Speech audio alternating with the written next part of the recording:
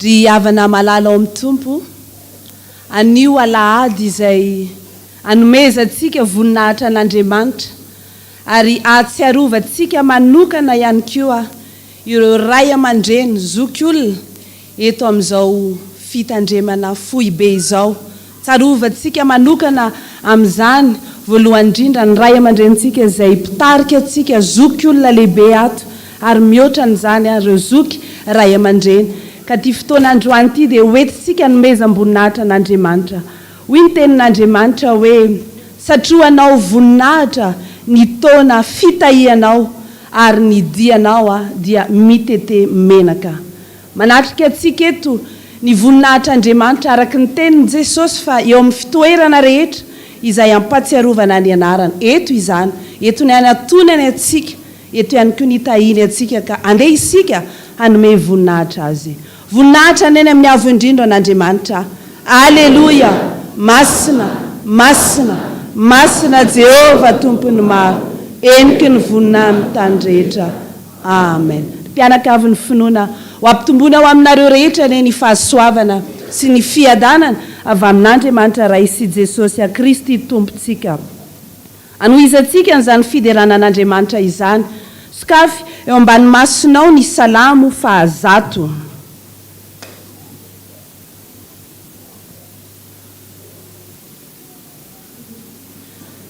Ny andininy rehetra ao anatin'izany no hovakitsika ary aorianan'izay noho ny amin'ny taona vaovao dia andehitsika mbola amerina indray ny hira fa 470 ka ny andininy voalohany sy ny faharoa mifalia risakaiza fa nahazo taom-baovao zanahary no mitaiza ka isaory sy ajao. Atao isitsika izany aoriana ny famakitsika ny salamo. Rehefa hita dia isika rehetra niara amaky amin'ny anaran'i Jesosy manao hoe miobio an Jehova ary tany rehetra, manompo an Jehova amin'ny fifaliana, mankanesy eo anatrehany amin'ny fiobiana. Aoka ho fantatrareo fa Jehova no Andriamanitra. Izy nanao atsika ary azy isika, dia olony sy ondry fiandrana. Midiry eo amin'ny vavadiny amin'ny fisaorana, ary eo akianjany amin'ny fiderana. Misaora azy, mankalazany anarany fa tsara Jehova, mandrak'izay ny famindrampony ary miatra amin'ny taranaka faramandimby ny fahamarinany. Amen.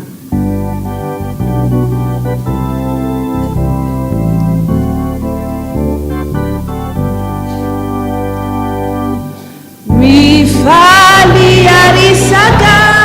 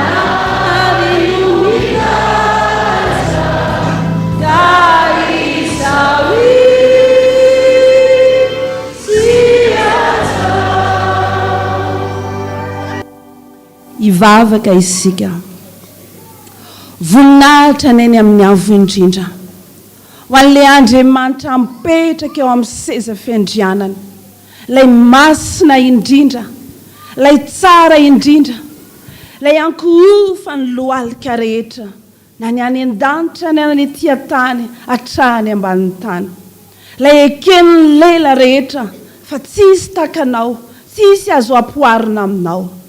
Sotranao zay Jesosy, mbola velonaina hatrampamonjena, tsy noho ny herinayna ny fahamarinana izay nataonay, fa fahasoavana ny namonjenanay, fahasoavana ny mbola nahatoy izao anay tsirairay avy, nahatraranay ny taona vaovao, mbola nanomezanao anay indray famindrapo ahafahanay miantoraka eo amin'ny tongotrao.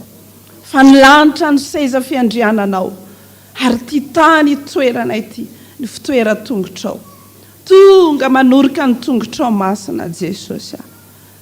Panota maloto molotra, tsy mendrika na dia manifekapanao azany, fa misotranao mbola mitonanay. Tiako zay ty ary zay fatrapitady ady ahita. Tady anao eto zay Jesosy. Ianao le tsy mba manosy-potanana, ianao le tsy mba manilikilika fa Andriamanitra ny kamboty, Andriamanitra ny mahantra, Andriamanitra ny mpanota ary ianao mbola manaiky hanantona anay eto amin'ity fitoerany ity. Fa eto ny masonao sy ny fonao tsy miala aminay mandrakariva. Misaotra Jesosy, androany zay ny fanatitra dorana mba hodorana eto mba ho ankasitrahanao dia ny fiderana, satria mendrika anao zany fiderana zany. Ka na dia tsy tahaka ny fomba ny anjely any an-danitra, ataon'ireo serafima sy kerobima Jesosy, ataon'ireo olo-masina efa tonga any aminao navita ny fiazakazana, fa olona tsotsotra eto am-pitsanganana. Mba raiso hoe fa tena vokatra ny fony rehetra zany manao hoe masina, masina, masina Jehova tompony maro, henika ny voninany tany rehetra. Amen. Ipetraka ny fiangonana.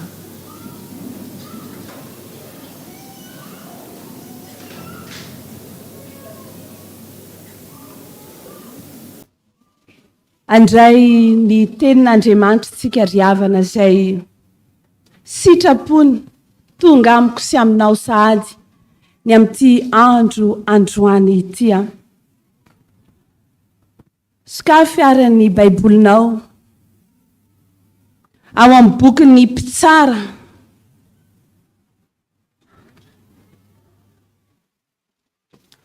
bokin'ny Mpitsara toko 7:20 any amin'ny testamenta taloha zany, raha mitovy ny firafitry ny baibolitsika dia any amin'ny pejy 320. Mpitsara toko 7:20.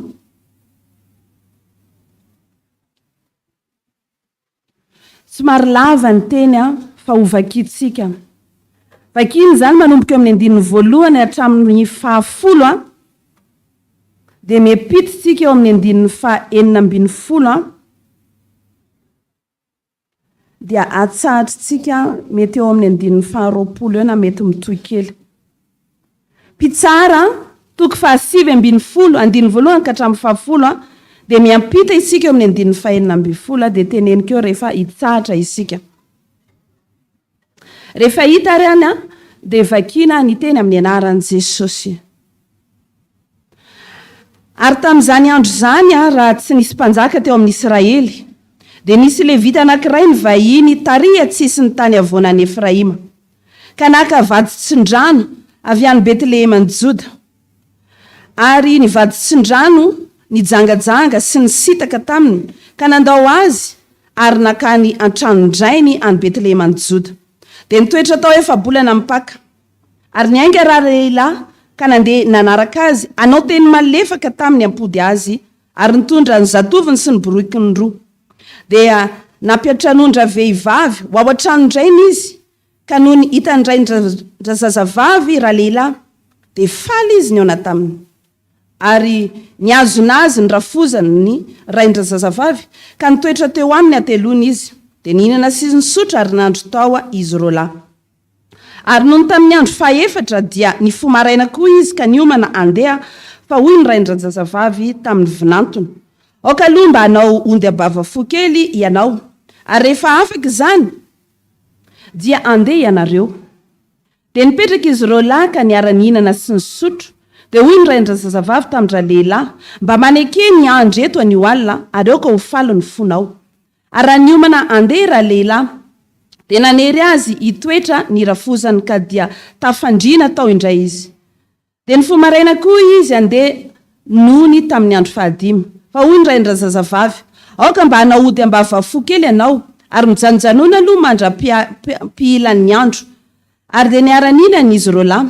Ary rehefa niainga andeha raha lehilahy sy ny vaditsin-drano ary ny ankizilahiny dia hoy ny rafozany ray andrazazavavy taminy, indro efa hariva ny andro izao, ko masina ianao mandry anio alina indro efa iletika ny masoandro ka mandry eto mba hifaliany ny fonao.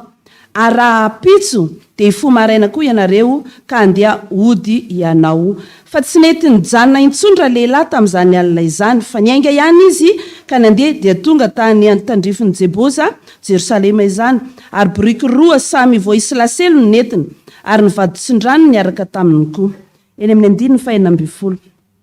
Ary indro nisy lehilahy antom-panahy avy niasa tany Etsano ny ariva, sady olona avy any amin'ny tany avoanan'ny Efraima koa izy, saingy nitoetra tany Gibea. Fa niponina tao amin'izany tanàna izany dia Benjamita. Ary rehefa nanompo masony izy ka nahita ilay vahiny teo ankanja ny tanàna, dia hoy ilay lehilahy antom-panahy, ankaiza moa ianao? Ary avy taiza? Dia hoy izy taminy, avy tany Betlehema Juda izahay ka ankariha tsisy ny tany avoanan'ny Efraima, fa avy any ny tany aviako. Ary nakamy Betlehema ny Juda fa pakany an-tranon'i Jehova. Ary tsy misy olona mampiatrano aho, kanefa misy mololo sy anina ihany ao amin'ny birikinay, sady misy mofo sy divay ho ahy sy ny ankizivavinao, ary ho an'ny zatovo nanaraka ny mpanomponao. Tsy misy zavatra ilaina intsony. 20. Fa hoy ilay lehilahy antom-panahy, fiadanana ane ho anao, aoka ho adidiko izay rehetra ilainao, fa aza mandry foana eto akianja. Ray masino, manamasina anay amin'ny fahamarinana, ny teninao ny fahamarinana. Amen. Alohany andraisantsika an'izany afatra zany, tantara kely isotomako ny saitsika alohan'izao tenin'Andriamanitra izao. Nisy lehibe anankiray izay manana ny azo atao eo amin'ny fiainana, ary nananjanaka lahy izy. Dia ny fomba fataon'izy ireo dia zao, mividy an'ireny tabilao misy hosodoko ireny, izay faran'izay malaza, faran'izay lafo vidy indrindra. Dia fomban'ireo mampiranty an'izany ao anatin'ny tokantranony. Tena fafinaretan'izy mianaka ny mampiranty an'ireo karazana tabilao misy hosodoko ao anatin'ny tokantranony izany. Raha mbola misy fivarotana an'izany ihany koa, dia miazakazaka mandehany izy mianaka ary maka an'izany dia ataony ao an-tranony. Rehefa tonga ny vahiny izay miantrano ao anatin'ny tokantranony izy mianaka, dia io ny fananany, io ny zavatra tiany, dia nalaina entiny manao fitsidiana ny olona ao anatin'ny tokantranony, ary ampisehoany amin'ireo tabilao feno hosodoko izay ampiratiany ao anatin'ny tokantranon'ireo. Ndray andro tao aorianan'izay dia voantso hanao asa miaramila io zanany lahy io. Nandeha tany amin'ny toerana nisy ady tany. Nandeha ny herintaona, nandeha ny 2 taona, tsy mbola niverina ny zanana, ary tsy nahare vaovao momba n'io zanany io raim-pianakaviana io. Malohany Krismasy tahaka ny diavintsika teo anefa, dia tonga lehilahy zatovo anankiray nandondona tao amin'ny varavaran'ny tranony, dia nahita gaga le raim-pianakaviana, izy zao olona zao. Tsy fantatra ao atompoko, fa za dia miaramila izay niaraka tamin'ny zanakao tany anady tany, sady mitondra zavatra io maramila io. Mandroso ile raim-pianakaviana, nandroso izy. Zao izy, nisy fanomezany ty omeko anao, ary hitondra vaovao anao fa maty tany anady tany ny zanakao lahy. Ary rehefa maty tany izy dia zao teo ampamonjena mihitsy, satria zahako dia naratra, ary izy tao anatin'izay dia voatifitry ny bala teo amin'ny fony, dia mbola nitondra izy ary avotra fa izy maty. Fa tao anatin'ny fionanay dia mpanao hosodoko io maramila io, dia nataony ny sarin'io zanak'io lehilahy io. ary natolony azy ho fanomezana. Gaga tsy talanjona ilay ray mpianakaviana dia hoy izy hoe inona no avaliko anao sandan'izao zavatra nataonao. Tsy atopoko izy izy, fa raha nataon'ny zanakao dia be lavitra ary tsy voasantako vola mankarena zay rehetra nataon'ny zanakao, fa tia ny fanomezana. Rehefa nosokafana ilay fanomezana dia tena gaga sy talanjona ilay ray mpianakaviana satria tena voazavany teo amin'ilay sary niendriky ny zanany rehetra zay tahaka ny nahita ny zanany mivantana teo amin'izay sary hosodoko izay izy. Lasa le tovolahy ary tonga dia napetraka le ray indray tahaka an'ireo sary hosodoko izay efa nampiratina tao anatin'ny tokantrano izany hosodoko izany. Rehefa tonga tahaka ny mazatra ny olona rehetra indray izay tonga mivahino ao tokantrano, dia io saryny zanany io mialoha no asehoan'ny olona rehetra. Ary rehefa babo mahita n'io saryny zanany io ny olona, voentiny indray mitety mijery an'ireo karazana sary hosodoko maro isan-karazana. Tonga ny fotoana taty aoriana dia maty io ray mpianakaviana io, ary nametraka an'izany tamin'ny tony olona mpanao lavanty tony ny amin'io sary hosodoko rehetra io. Tonga ny fotoana fanaovana ny lavanty, nalefa ny fanasana fa olona maro manan-karena zay linany amin'ny hosodoko ny tonga tao amin'ny toerana anankiray. Nanomboka ny fivarotana n'izany sary hosodoko izany, tonga le mpanao lavanty dia nitenitetsy hoe navoaka ty le sary voalohany dia jerena ny sarin'ilay zanany. Fampijery ary monimonina ny olona ray trano mijery. Atao inona koa io? Tsy io nahaliana anay taty, fa zay mitady an'ireny mpanao hosodoko malaza eran-tany lafo vidy tahaka andry Van Gogh reny rehetra reny. Kanefa tao anatin'izany dia tezitra ny olona. Asory any io aleo le tena le lafo vidy no avoaka. Nikapoka le mpanao lavanty nijery, tsy tahitra mihitsy ianareo amin'ity sary hosodoko ity, tany afaratany. Ohatrinona arany nalefa ny fivarotana ka tany Amerika le izy $10 jerena tsisy ny teny. Tany arina tany nitsangana aveo lehilahy sahirana anankiray. Ay lehilahy io izay gardien mpiandry tanàna tao amin'le lehilahy. Dia nanonony izy ary zay ny farafanana ny teny an-tanany. $10 anankiray. Dia niteny ny olona meo azy any aleo andeha haingana le lavanty fa zay maika hita ny sary ao arinan'izay. $10 fandrony. Tsisy namaly mihitsy. $10 fantelony nomena n'ilay lehilahy sahirana ilay tabilao. Vita izay niandry ary lina ary niorakoraka ny olona rehetra. Dia tonga dia hozy izy ilay mpanao lavanty mifarana ny lavanty androany. Fa nahoana ny monimonina daholo ny olona. Tao anatin'ny afatra napetraka ilay ray mpianakaviana dia zao hoe io hosodoko ny zanany io izay mividy an'io hosodoko io dia omena azy ireo hosodoko lafo vidy rehetrarehetra tao anatin'izay fanaovana lavanty izay. Ka dia lasa n'ilay lehilahy sahirana, lehilahy le mahantra ilay sary hosodoko. Inona ny afatra ao anatin'izany riavana? Io le Jesosy. Io le Jesosy le zanak'Andriamanitra le maty ho aso anao. Io le zanak'Andriamanitra izay manana azy no manana ny fiainana. Na inona mety fahalebiazana, na inona mety mamirapiratra endrika ao ambadika izany, dia zay manana ny Jesosy ihany no manana ny fiainana. Todika amin'izao afatra izao tsika riavana. Lehilahy anankiray voalaza ny tantara teo, lay vita nanana vady tsindrano tiany izany. Fa nivakitsika teo dia izao tsy nahafapo azy ny fitiavana, tsy nahafapo azy ny fikarakarana nataonyity vadiny ity. Lasa izy ozy nijangajanga. Ary rehefa nijangajanga izy dia lasa izy nody tany an-tranony rainy niteraka azy. Ary rehefa tany an-tranony rainy izy dia ity lehilahy le vita ty no nandeha mbola niazakazaka andeha apody azy, apody an'io vady. Ary tsy mba hoe vady endry fa vady nijangajanga. Rehefa tonga tany tsy nalala menatra le vady fa dia nitady azy tany teo anatrehan'ny rainy. Raha nandinika ny tantara teo tsika dia niala nenina mafy, tsy niteny mihitsy ny baiboly fa ilay vady tsy ndrano nandeha niresaka n'ilay vady hoe efa tonga ianao nitady za zay nijangajanga, za zay nanary anao, za zay nisitaka, za zay nandao nitokantrano no mba andeha nambitamby anao. Fa tonga le lehilahy le vita niandry ny sitrapon'ilay vehivavy vady nijangajanga, ary ny rainy no nisolo vava azy mandrakariva. Nampifaly mihitsy an'ity le vita ty hoe mijanona, ampifaly ny fonao, mijanona, ampifaly ny fonao. Fa nisy fetrany mbola nijanona efatrandro ity le vita ty, ary tonga ny andro tamin'ny 15 andro dia nanapa-kevitra izy niala, niaraka amin'ny borikiny, niaraka amin'ny zatoviny ry havana.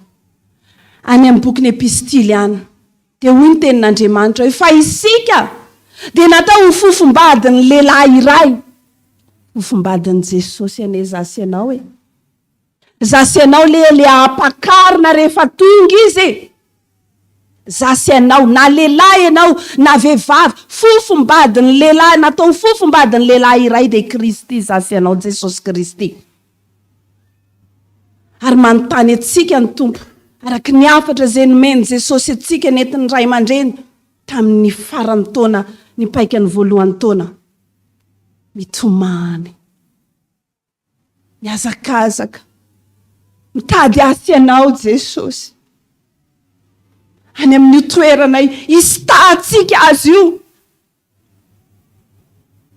Mety misy makasitraka ny nataotsika io araka nataon'ny rainy, le rainy niteraka na halalany le rainy niteraka fa manambady io ary fantatry ny rainy fa nijangajanga io mety efa nasony mody angamba, ndanamba mody tana am'izay mody fa mijaly le vadinao, tsy ndray andro, tsy ndrio andro, efa bolana mipaka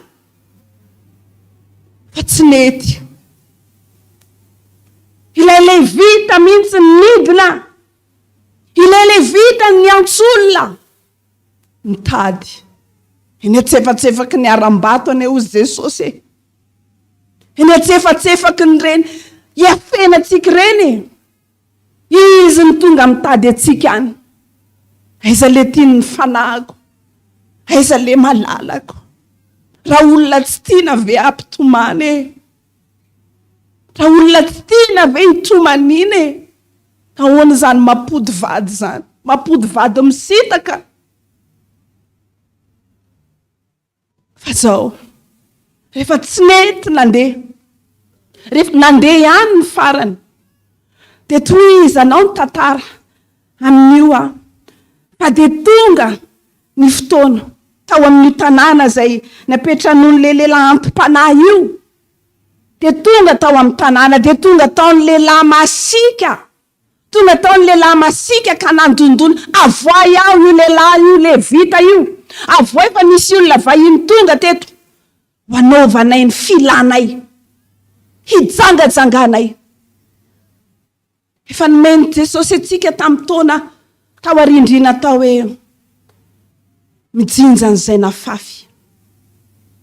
Fa ty vehivavy sy vady tsindrano ty rehefa zay ny sitraky ny fony, fijangajangana ny tilina moizany le vady, dia tonga tokoa reto olona ratsy izay ny tedavy ny filana mihitsy hoy le lehilahy antom-panahy tao anatin'izany, omeko anao ny zanako Virjiny, analanareo ny fonareo any.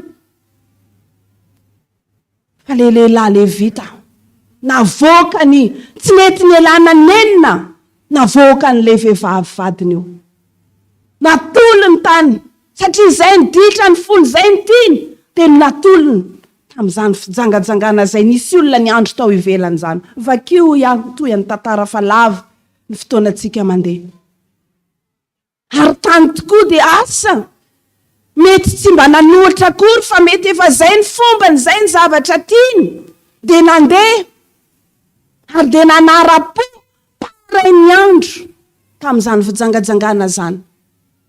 Maraina ny andro, nisokafana ny varavarana, mivalandotra eo amin'ny varavarana le vehivavy. mialan'lay le vita nenina le vadina fa le zavatra mbola ny fikirany fony nahafaty azy teo amin'izany varavarana zany. Ary rehefa avy eo dia mbola nasampiny tamin'le briky netiny ary netiny nody ry havana. Fibebahana farany ho asoanao izao taona 324 izao. Firifiry ny tenin'Andriamanitra tonga eto mangina atsika sy retsika ry havana. Fa nitondra inona ho asoanao? Nitondra fiovana, nitondra fibebahana, nitondra fanoloran-tena tokoa. Fa rehefa tsy mety isika dia ho atolotra ho amin'izany satria zany naipony, zany ny tiny. Maro tahaka n'le tantara niteneniko teo, maro no miandry, maro no manatena ilay mamirapiratra. Omeny ny tompo maimai-pony zany. Fa zay manana an'izany, rehefa manana an' Jesosy ianao, tsy ho entaniny ianao, tsy voiziny ianao, aza atao zao, aza atao zao. Fa io fitiavanao azy io. Io fitiavanao azy io. Anakana anao, tsy anao, zay mampalahelo azy. Nandao asan'Andriamanitra ny tena ry havana tany ampitan-dranomasina tany ivelan'ny Europa tany Suisse. Rehefa tonga tany amin'izany toerana zany dia nandray ny olona io vehivavy. Rehefa nentina teo amin'i Jesosy dia izao maro ny zavatra naseho an'i Jesosy ary nampiaiko volana azy. Espanol izy fa miteny frantsay mipetraka any Suisse. Zany dikan'izany tsy miteny malagasy kory nanaovana asa taminy. Ary zavatra tsy fahitany zany nampianarina io ampianarin' Jesosy atsika io.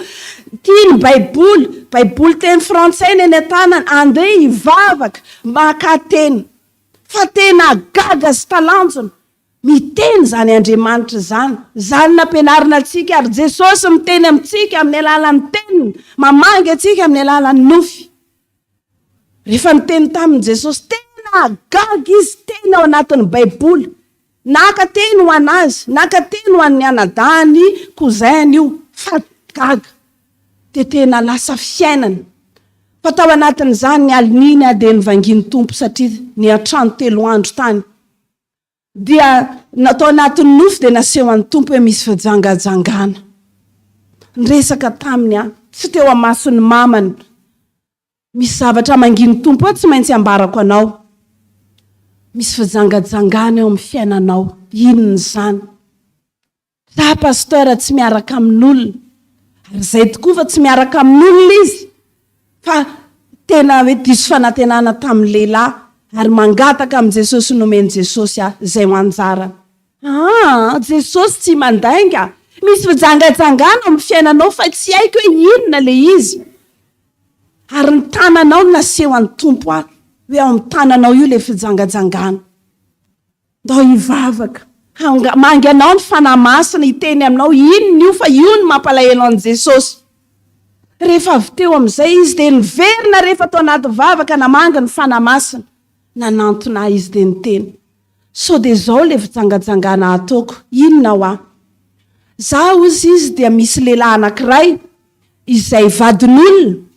Ary za efa mieritreritra izy tsy dia te hiresaka amin'ny vadin'olona io fa zao manoratra amiko foana izy. Dia zay zany mifanakalo amin'ny SMS foana dia mifampiresaka ao dia ohatrany tsy voatandroko le izy. Io zany le fijangajangana. Eno io no naseho an'ny tompo satria hitako hoe ny tananao fa misy endrika fijangajangana fa tanana. Teo napibebaka azy. Ary rehefa niasana tao anatin'izany dia nirohana ny devony fijangajangana. Tena miteny Jesosy. Mety hoy zasy ianao hoe zange tsy mampirafy ny vadiko e. Zange ato an-trano ihany e. Telefony na ny lavitra ny fampiresahako olona. SMS ny fampiresahako aminy. Sary mo ameko azy. Fijangajangana zany sa tsy fijangajangana e. Vao misainako fotsiny arahozy Jesosy dia mijangajanga. Fa mihoatra lavitra n'izany ny tenenan'Andriamanitra fa ny fahotana rehetra zay ataon'ny olona dia nivela amin'ny tena fa mijangajanga kosa dia maninona hozy? Manota miatra amin'ny tena nefa amin'ny tenantsika inona? Tepolin'Andriamanitra. Ary ao ny toeran'i Jesosy. Nahoana izy ny tsy tomany? Nahoana izy ny tsy alahelo? Ry havana, mampitodika antsika izao tenin'Andriamanitra izao. Ny amin'ity androandroany ity sy ny amin'izao taona izao. Mba samy hamafa ny ranomason'i Jesosy amin'ny fanovana ny toe-po sy ny toe-panahy sy ny toe-tsaina isika tsiraray avy. Fijoroana vavolombelona ny asa izay misy any aminay tany amin'ny Marseille a Betesda ry havana. Mpanompon'Andriamanitra anankiray izay rehefa Jesosy ihany koa manantona azy, mambabo azy mandrakariva. Dia tao anatin'izany mbola nandà satria tsy mbola tsy resy lahatra fa tonga tamin'ny fotoana anankiray an-dranomaso ny hazakazahana. Tranonay moa mandeha tongotra à 2e étage tsy misy ascenseur. Tonga ny hazakazaka mila tsy ho tafiakatra amin'ny tohatra io mandondona pastera. Rehefa tonga tao ahoana? Tena vonina amin'izay tena mila an Jesosy amin'izay fa tapidala kale tany amin'ny dokotera tany amin'ny rehetrarehetra. Hoy taminy izay ny andrasan'i Jesosy. Tsy manery Jesosy fa raha androany ianao mitady azy dia tonga eo izy. Ary rehefa mbola mametraka azy ianao fa tsy mila azy, miandra anao koa ne Jesosy. Dia hody any amin'ny fitoerako aloza izy mandra-piaiky ny elony. Nomena tao anatin'izany dia tena Jesosy mihitsy rehefa nentina ambavaka asovy mibebaka io aloha. Ary tsy nomeny Jesosy fotoana mihitsy ray volana angarangidiny ny tany. Raha mbola fibebahana ka fibebahana ka fibebahana. Rehefa vita izay fibebahana izay ny tanterahana ny asa 7 andro fanadiovana azy, fanadiovana ny trano rehetra ry havana. Zava-mahagaga. Efa tokony anao ina moa izy teo? Rein, efa saika amindra rein izy hosolona ny rein jerena tao anatin'izany nosotran'i Jesosy.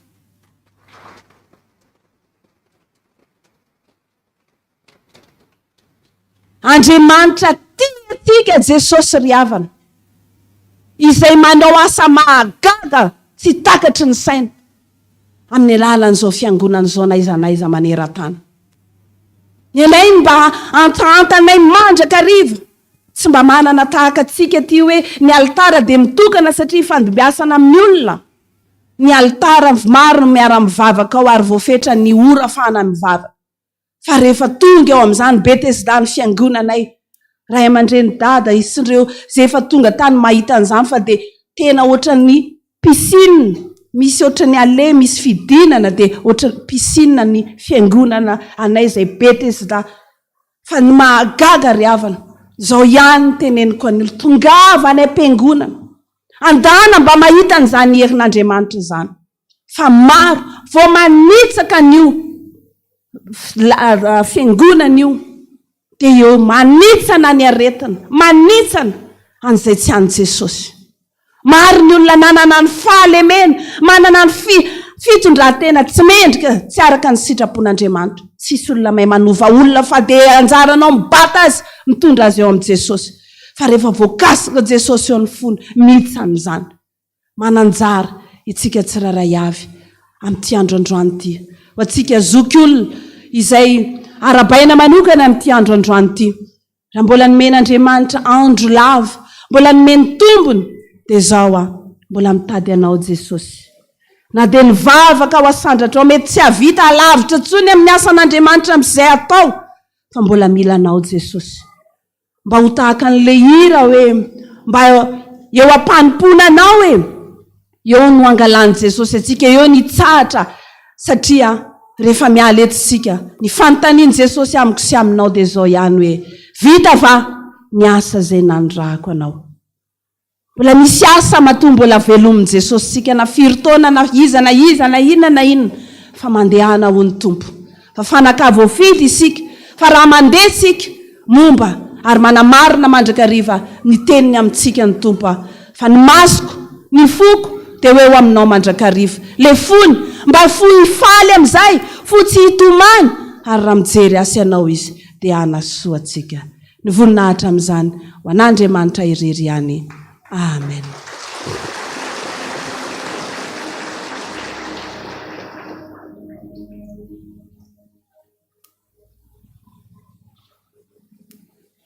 manolona n'izany tenin'Andriamanitra zany. Tsy mentanetana vany fonao.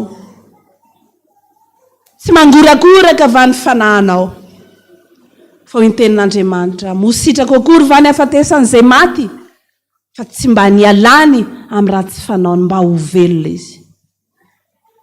Andehantsika hitondra ny tenantsika eo anatrehan'Andriamanitra mba hananantsika fanantenana ny amin'ilay teniny teo hoe fiadanana ho anao ny hananantsika fiadanana dia ny mba hahafaly an' Jesosy. Ny ra 700 no andeha hiantorantsika eo anatrehan' Jesosy. Ataovy fanahinao mihitsy ny mivavaka manatrika anao eo ny tompo. Tena aza atao antendromolotra fotsiny zany. Fandao hisy fandresen-dahatra ao anatintsika hoe ry Jesosy tompo tsara ne i Jesosy io ty atsika. Tena resy lahatra avetsika. Tena betiko ny raha tsy vitatsika. Tena mandifitra ny tenatsika. Ndao ilela-paladi eto ny tongony. Ndao ilela-paladi azy fa efa diso. Mba hokosehana tsy ho hita intsony.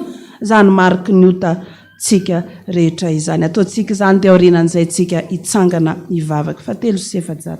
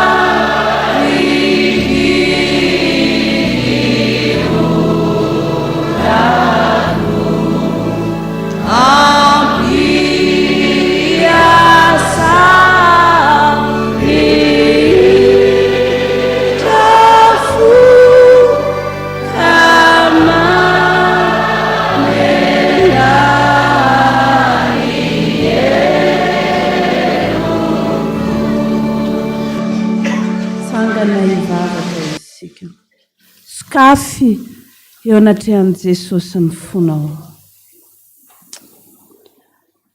Jesosy, Jesosy, fa mbola misy zao fotoana zao. Fa mbola misy ny indra fonao Jesosy. Ahafahanay misaintsaina mandinika ary manapa-kevitra feno sy tanteraka androany. Misitaka mijangajanga manalavitra anao izay amin'ireo fomba maro isan-karazany ataonay eo anatrehanao. Impiry ianao tonga mitady anay, mapody anay, manisoa anay ary anditra ny fonay foana. Tsy mety mibebaka, tsy mety miova, mahatonga ny fahatezeranao mirehatra. Menatra Jesosy. Tediavinao any amin'ny misy anay na dia any amin'ilay maloto, any amin'ilay ratsy indrindra ara Jesosy. Araka ny teninao hoe te ho very lasa ny devoly daholo ve. Ahoana ny tsy tomany, ahoana ny tsy alahelo te ho very maina le kapoka, le verimaina, le rora, le felaka, le mijalinao. Mifona aminao zay Jesosy. Tena mifona bebaka amin'ny lelam-paladia, milela-paladia. Mafy sofina, mafy fiatoka maditra. Rehefa tsy mety bebaka, rehefa tsy mety ho tonga saina, atolotra ao mihitsy amin'izany. Nananatra anao nanambitamby anao foana. Foana Jesosy. Menatra. Jangajanga daholo. Fa le mpijangajanga anankiray ihany. Tratra. Entin'ny olona toraham-bato Jesosy. Izany tediavinao. Tsy hanamary-tena. Fa tonga miandry izay ho ataon'ilay tompony.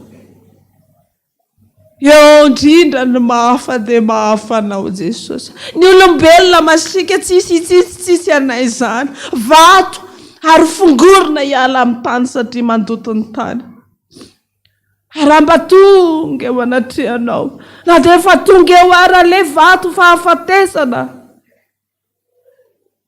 Tonga eo ianao Jesosy dia natsiaro le teninao. Fa toy izao tiavan'Andriamanitra an'izao tontolo izao, tiany le izao tontolo izao maditra. Tsy manana lahatra tsony. Fa famindram-pona antenaina. Patovy tahaka an'izany daholo izay mandray izao afatra izao androany Jesosy.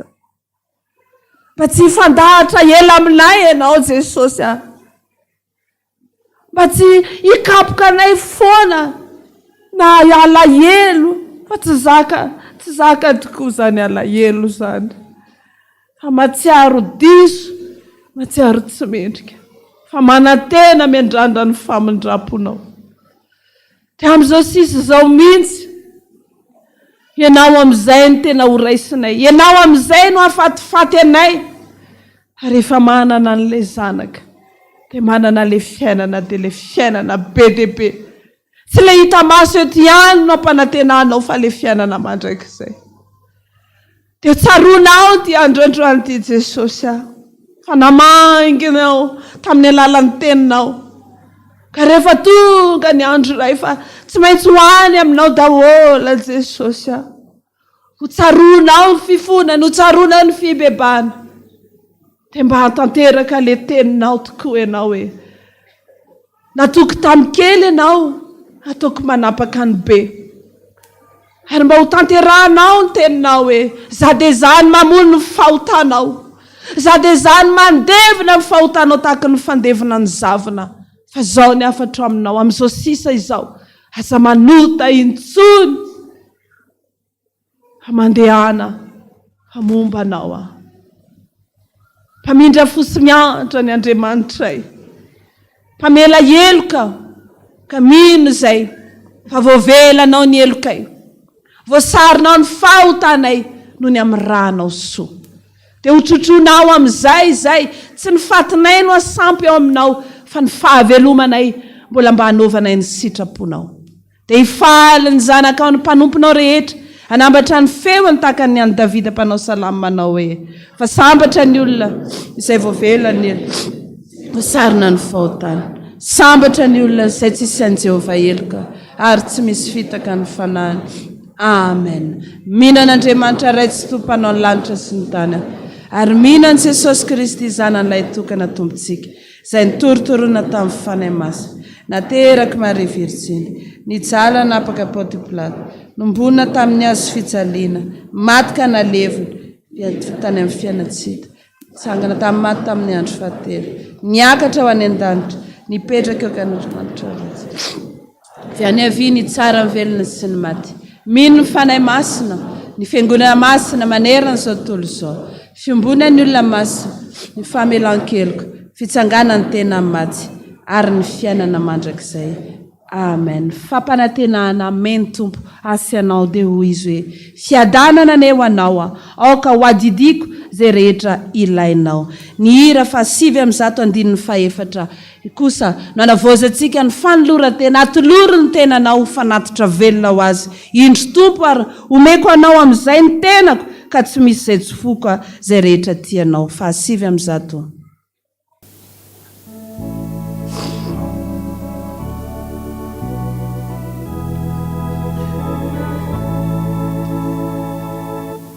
Indro tompo fa omeko ho anao ny tenako ka tsy misy izay tsy voky zay rehetra tianao zay rehetra tianao. Yesu latsa tsy ahoako. Yesu latsa tsy ahoako. Fa ny umpanomponao e. Fa ny umpanomponao. Ny zavatra kendreko. Ny zavatra kendreko. Ray sureny zanakao. Ray sureny zanaka. Voninahitra ny amin'ny avo indrindran'Andriamanitra. Aleluia. Masina, masina, masina Jehova tompony maro. Endrika ny voninahitra. Mipetraka ny fiangonana.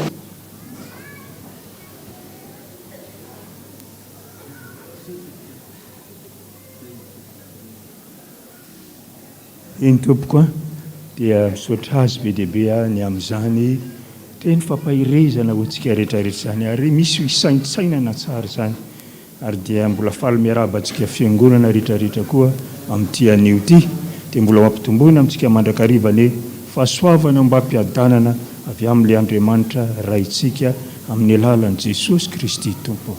Manasa antsika fiangonana tompoko hitsangana. Tsangantsika rehetra tompoko. Dia manasa ny dada koa mpanajana mba hitsangana tompoko azafady. Eny tompoko, ao anatin'izao tontaona lehibe zao zay anisan'ny mahafaly antsika olombelona rehetra dia ny fahatratrarana zany atao hoe taona vaovao izany. Izany le atao hoe asaramanitra, fotoana iraviravona satria men'Andriamanitra tombonandro indray havelomana. Dia izany no ny falitsika eto androany.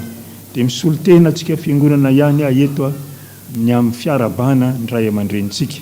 Dia mitodika aminao zay dada, eto ny fiangonana manontolo dia miarabanao natratra n'izao tontaona lehibe atao hoe asaramanitra izao. Fifaliana ho anay fiangonana aloha dia mahita anao tahaka an'izao natratra n'izany taona izany satria izany ny fifalian'ny olona rehetrarehetra. Ary dia mirary soanao satria ianao no antony zavatra rehetrarehetra. Ianao le rain'ny FPVM rehetrarehetra maneran-tany. Ianao le rehefa miteny tsy azo salovanina. Ianao le rehefa mandeha tsy azo songonana ary tsy maintsy atao mba ilalana rehefa dikaina. Tsy manadino anao izay fiangonana amin'izao andro lehibe izao. Ary izany indrindra ny antony irariana soa sy arabana anao engane mba higioka ny soa sy ny tsara rehetrarehetra ianao ary dia mbola omen'Andriamanitra anao ny fahalavana velona ahafahanao indrindra manao ny asan'Andriamanitra satria izany asan'Andriamanitra izany lehibe ao aminao ary ny fahalehibiazan'izany asan'Andriamanitra izany dia mihitatra aty aminay vahoaka an'Andriamanitra ary izany tsy hanedinoana ianao satria soa sy ny tsara izay niraisinao amin'Andriamanitra dia foinao ho zarainao aminay rehetrarehetra. Ka ankehitriny maneny hafalianay amin'izany rehetrarehetra izany ka dia eto izay dia manolotra solom-body koa ho anao. Hena izay toy ny tolotra ndriny izany ary atao fady raha ho zinara. Ny tanana manolotra izany dia sahaza, tsy sahaza ary ny tananao izay mandray izany koa dia tsy mendrika izany kanefa men'Andriamanitra anao zany amin'ny alalan'ny vahoakan'Andriamanitra zay edidinao eto amin'izao FPVM zao, ka dia mirary soa dada, mirary soa Andriamanitra tompony lanitra sy ny tany eny ambomba anao sy ny ankonanao rehetrarehetra. Dia ho fehezinay zany amin'ny tenin'Andriamanitra ao amin'ny Isaia 2:20. Isaia 2:20, dia ny andininy 2 sy ny 3. Izany no tsodrany atolotra ianao mba tena ho fifalianao sy ny ankonanao, fa Andriamanitra dia ombanao mandrakariva amin'ny fiainanao rehetrarehetra. Isaia 2:20, ny andininy 2 sy ny andininy 3, fakitsika zany amin'ny anaran'i Jesosy. Ny firenena hita ny fahamarinanao, ary ny mpanjaka rehetra hita ny voninahitrao. Dia omena anaram-baovao ianao zay ho toloan'ny vavan'i Jehovah, ka dia ho tonga satro-boninahitra eo an-tanany ianao sy satroko andriana eo ampelantanan'Andriamanitra ao. Amen. Zay dada dia mahireza amin'izany tenin'Andriamanitra. Vavakitsika.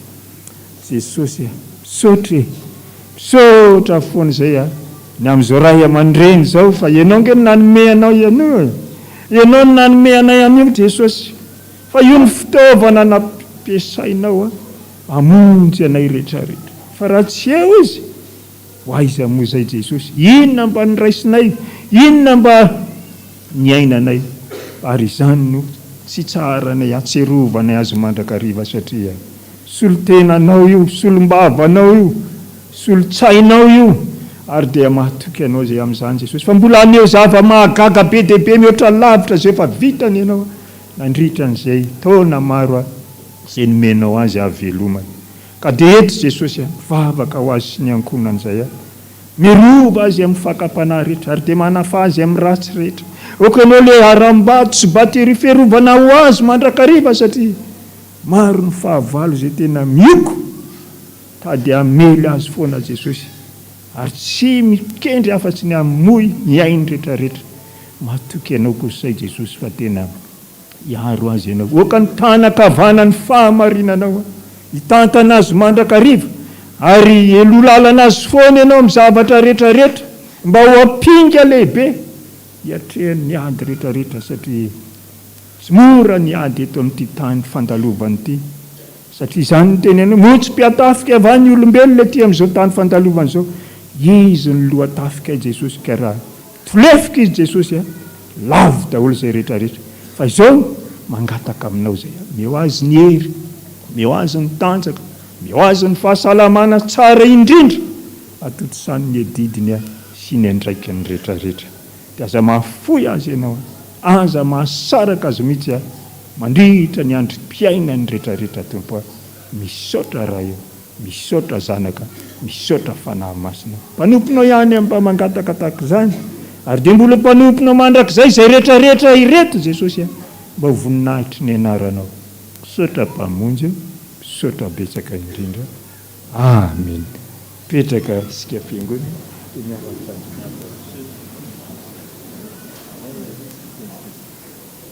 Dia toizako ihany satria mifandraika amin'izay ihany dia tsara ho fantatritsika vahoakan'Andriamanitra.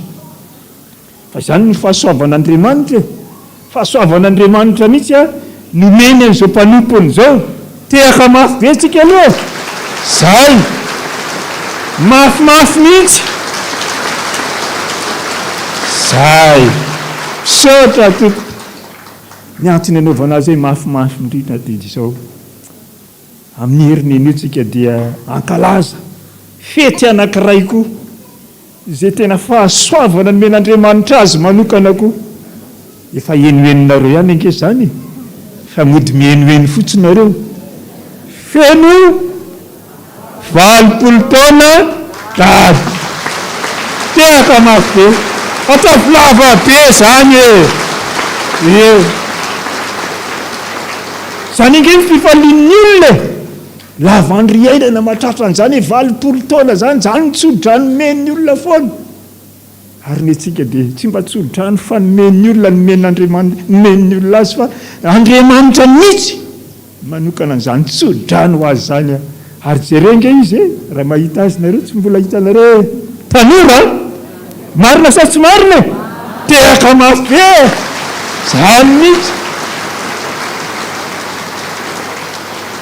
navan'Andriamanitra mihitsy izy tao anatin'ny maro tao anatin'ireo karazana mpaminany maro samihafa nefa jereo fa tsy miova mihitsy ary dia niatany rano dia mody indray toy ny any voro mahetehaka foana zay tsy anana lehilahy tahaka an'itsika zay ny tena marina raha isy lehilahy milaza fa hoe hitovy amina laingy zany tsy marina zany fa jereo ny fahasoavana izay niraisitsika tamin'izao ray aman-dreny zao tsy tambo isaina raha izany ny resahantsika hoe isy fotoana anankiray naovantsika hoe fijoroana vavolombelona ngamba dia tsy ho vita zany anatin'ny taona satria nahazo daholontsika isa milaza hoe tsy nahazo lazara ohatra hoe misy milaza hoe tsy nahazo manangana tanana raha misy hoe tsy nahazo fa raha ohatra nahazo ianao tehaka mafy be foana zay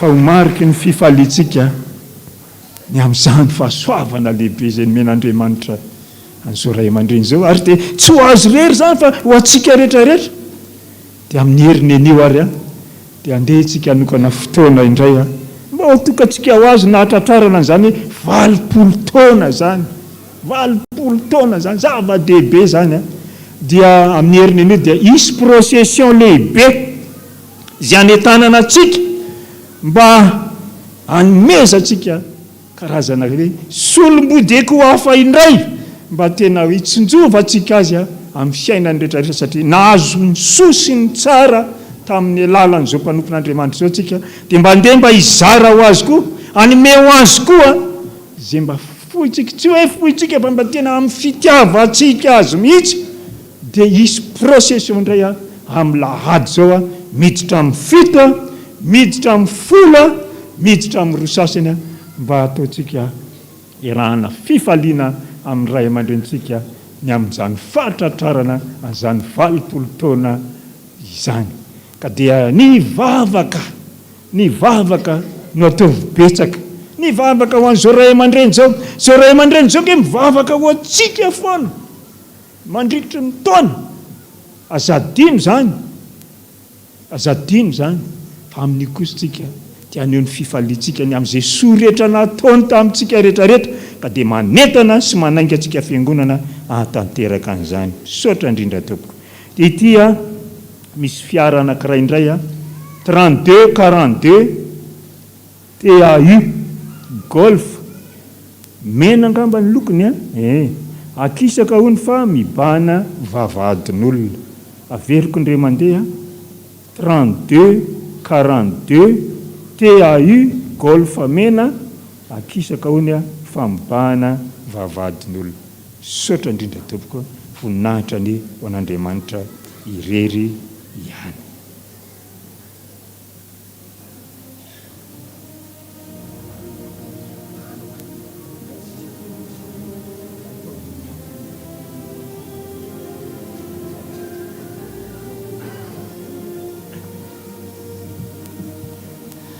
Eny tompo dia miarahaba antsika rehetrarehetra tsy ny miarahaba ny dada ihany fa miarahaba nisa miarahaba an' Jesosy zay 2 fotoana eto amintsika foana tsy nandao antsika tehaka ho azy izy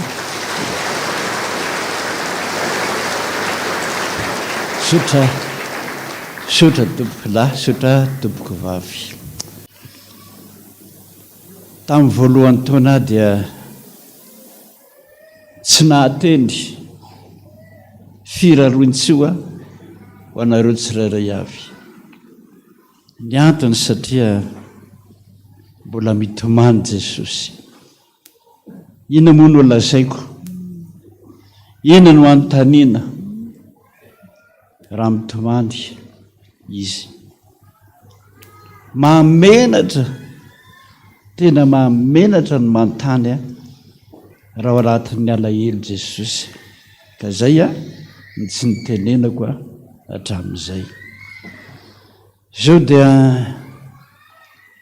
tsaroana fa misy olona maro tokoa mibebaka fona tonga hatrany amin'ny broady zava-dehibe amin'i Jesosy zany ary mba efa manomboka mamafa ny ranomasina izy engane ka mbola hamafa ny ranomasina izy mandritra nyity taona ity tadidio ny tenin'i Jesosy saingy tsy miteny avy eo izy dia heverinao fa manana ny marina ianao azadino zany isaka izay manota atsika dia tsy miteny mihitsy izy heverinao ve izy fa manana ny marina ianao dia samy mibebaka fa fakaiky ny fiavian'ny tompo ka dia mirary soa anareo amin'ity taona 2024 ity mba ho lasa amin'izay ny ratsy rehetra mba hamindra fo amintsika Jesosy tsy hodrano atsika any amin'ny asa mandrarahantsika izay atao hisondro boninahitra ho tahian'Andriamanitra amin'ny asany tananareo anenareo mpianatra mba ho afa-panadinana fa izany mba rerihan'ny fianakaviana sy voninahitr'Andriamanitra koa na inona ataonao dia ataovy amin'ny anaran'i Jesosy zany fa tsy maintsy mitony izy izay ny voalaza ny soratra masina ny asa soa ataonao izy izay ny marika ho Jesosy fa mibebaka ianao tsy misy afa-tsy izay ny asa soa izay ataonao dia ho tan'Andriamanitra daholo amin'izany asany tanantsika izany tsika mba aleo alasana ho salama indrindra amin'izao valana retina betsaka izao misaotra tompoko manaraka an'izany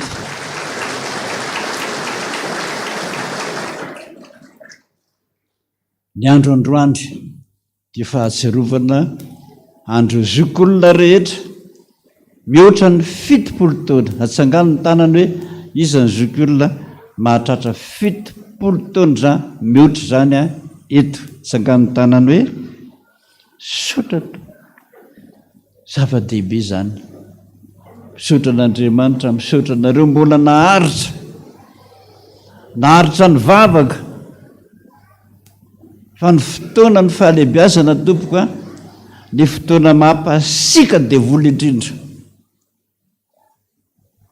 azadino zany tsy hoantsehoneo anao midaboka amin'ny tany ny fandrinanao tsy hoantsehoneo anao misy manindry eo ampandrinao tezitra aminao tsy hoantsehoneo anao manjary miteny ratsy ho azy kizitina ho azy teniteny foana asan'ny devoly daholo zany reseo zany amin'ny alalan'ny vavaka sotra toboka dia miarahabatsika rehetra anao niritsika fa 100% ngany aza mba manadilo raisy reninao tsangantsika rehetra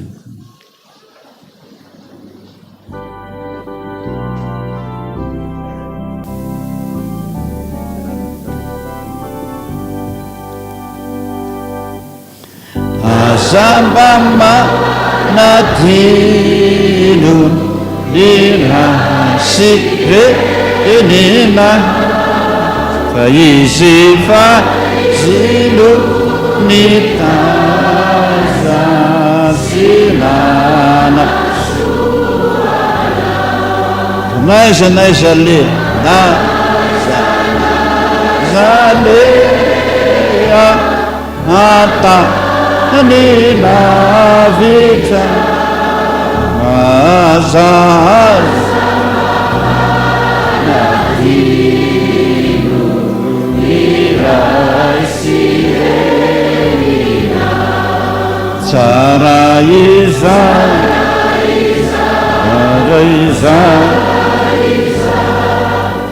ainitsiu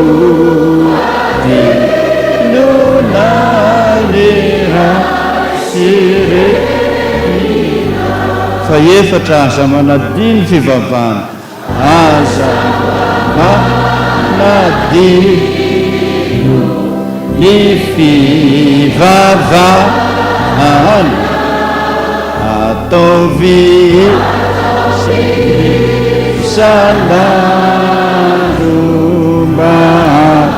monjena mpitondra ray sy reny mpitondra sy reny tany tenako tany tena fazaba manadiny fivavahana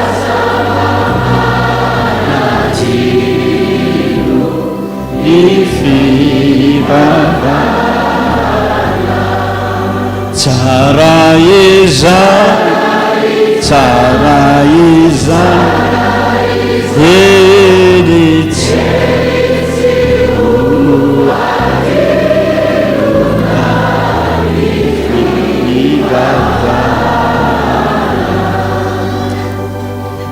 vavaka sika zany dia zany tokoa ny fiangavianao Jesosy aza manadiny ray aman-dreny reny vatona sonotry ny tany reny mitondra ny faneva ny finoana ary reny ny manefidianay mba tsy otra amin'ny sitraponao ny zandro zanaka rehetra taio reo mba ho salama somatsara ahita zay rehetra tadiaviny ary avita ny asa napetraka eo ampilatanan'i Jesosy misy asa napetraka eo takinao aminay reny raha mbola tsy vita da eo amin'izay ny akonany na mikaiky na lavitra zany omba aza ny ianao mba hamindra fo tahaka ny Davida mpanjaka tamin'ireo zanany rehetra ny fandimby nomo ny Davida rainao zay mpanompoka dia hamindra fo amin'ny taranako ao mba ataovy aminy zany Jesosy ny anaranao no angatana izany amena petraka isika ka dia miarahabantsika rehetra dia ny angatahako fotsiny dia mba tahalala hoe iza ny 20 taona mihoatra 20 taona sy ny mihoatra tsanganina tanana hoe sotra tompoko misy ve 5 taona mihoatra sotra tompoko teka ho any Jesosy tsika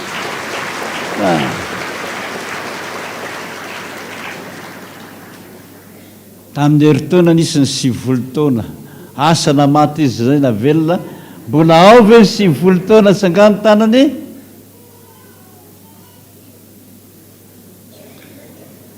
tsy hita tsy ny fifalasan'ody angambo izy petsaka ane zany 70 taona ho ny tompony zanak'olombelona aiza le 70 aiza viary ianao aty aloha raisy tanana voalohany indrindra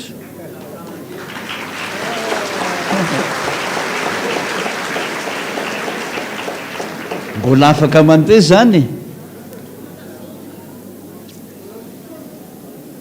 tompoko reo namanay maro be aza misy miteny ny any ampitan-dranomasina any fa misy 5 taona mbola afaka metsena ary eto Madagasikara dia mahita aho raika amin'ny 70 taona mbola afaka metsena ihany fa zava-dehibe zany iny 70 taona lehilahy sa vehivavy lehilahy zany tompoko zava-dehibe zany andray ary maheno any amin'ny telefonina hoe ny reninay zao dada 100 taona zava-dehibe zany olo mivavaka aveo zany sa tsy mivavaka zany ka samy mieritreritra sika fa sasany omen'andriamanitra andro lava mihitsy mihoatra ny 100 taona ay tapitra teto ambonin'ny tany ny fiainany fa orinan'izany dia ony amin'ny afobe ka samy mieritreritra zay ihany lazaiko anareo mandalo zao fiainana zao fa ny manao sitrapon'andriamanitra ny tsara hoy ilay zanaka dekonina anankiray zay mandrapatonga ho any amin'ny afobe nenao neny rehefa tsy manaraka an'andriamanitra alao vitaiko etiny a dada dia ny zanany efa lehibe ohatratsika fa ny zafikeliny no tatahaka atsika zao ny angavy azy mba hiditra katekomenina dia ozy izy hoe tata renay fa zay rehetrarehetrarehetra manolo tena ho an'i Jesosy dia maty tanora tsy hoany zay raharahinao inony zany ho na maty tanora rehefa ao amin'i Jesosy mahazo ny fiainana mandrakizay fa raha tsy mivavaka amin'izao ianao any amin'ny afobe nareo menakavy dia niditra katekomena izy tamin'izany eo izy ajoreo anaty vahoaka rehetrarehetrarehetra eo zay anontanio kely ary izy hoe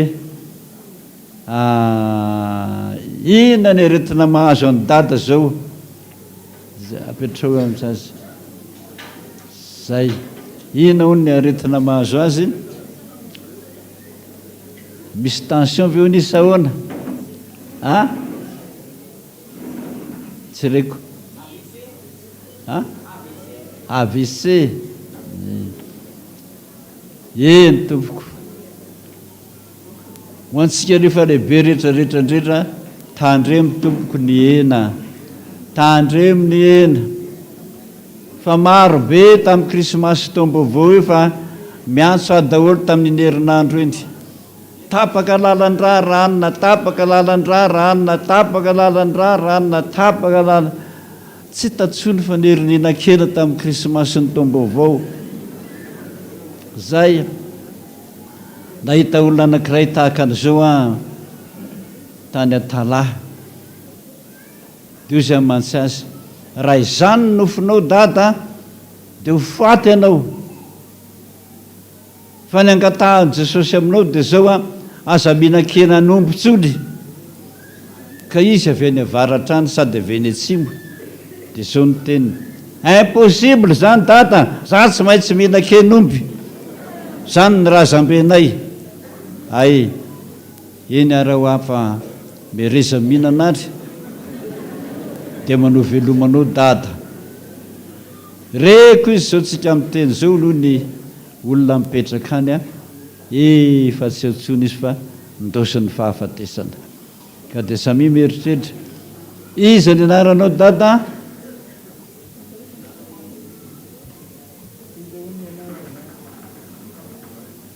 izao ny anarany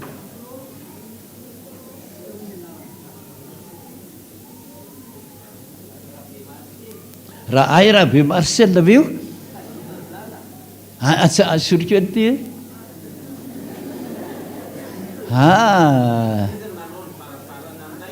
izy nanao mivaravarana andainga i raha be Marcel io aravaina data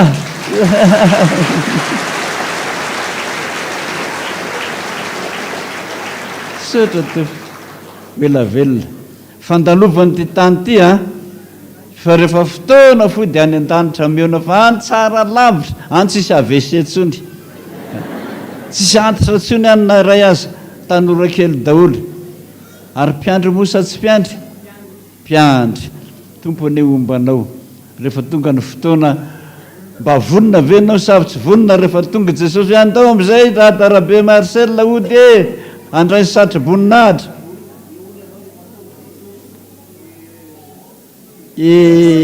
tsangatsiteny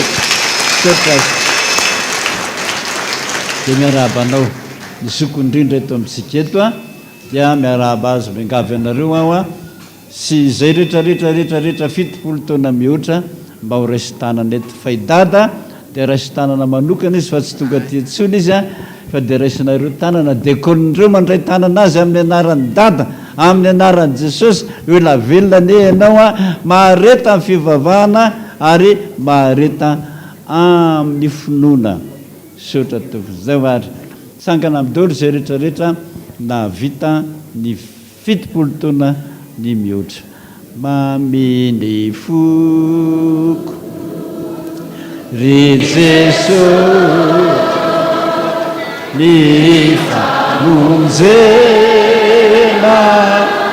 zay vitana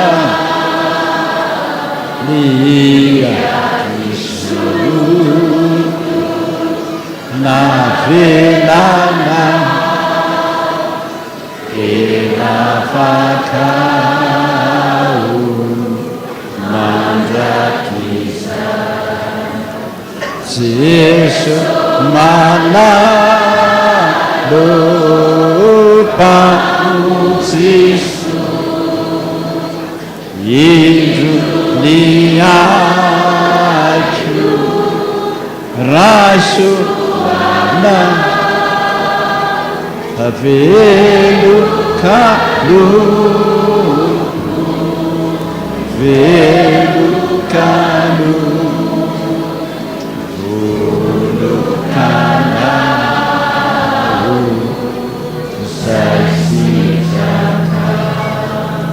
tanny foko tanny foko ry jesosy zaza tsy masaraka za tsy masaraka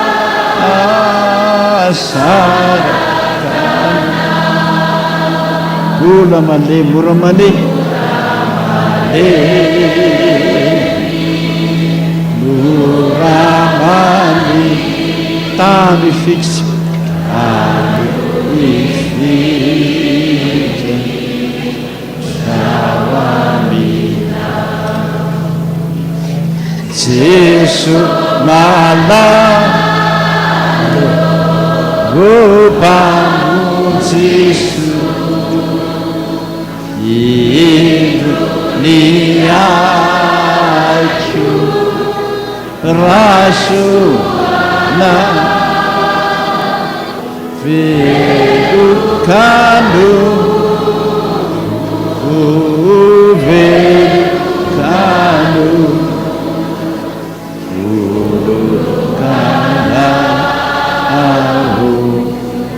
zay sitraka aoka ny foko sy ny fonao aoka ny foko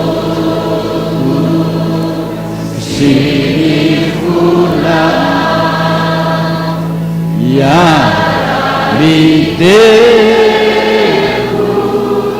tena ira aoka ny saiko aoka ny saiko sy ny saina iray safidy mandrakiza Jesu manalo pamojiso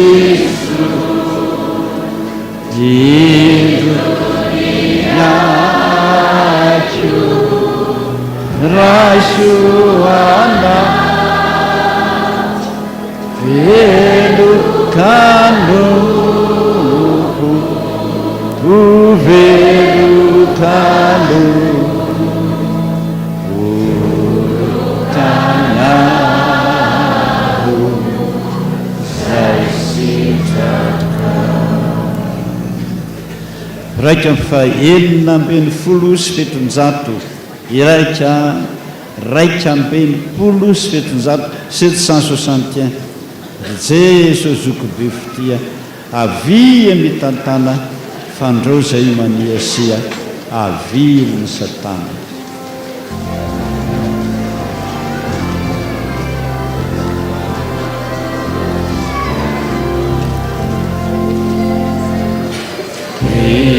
Jesus zuki befite avili Yamitana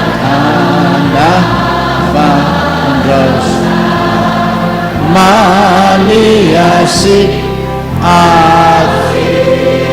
Lini Satan Rizesu Fa Ulake Disaina Simayedri Simay Fa Rabakaina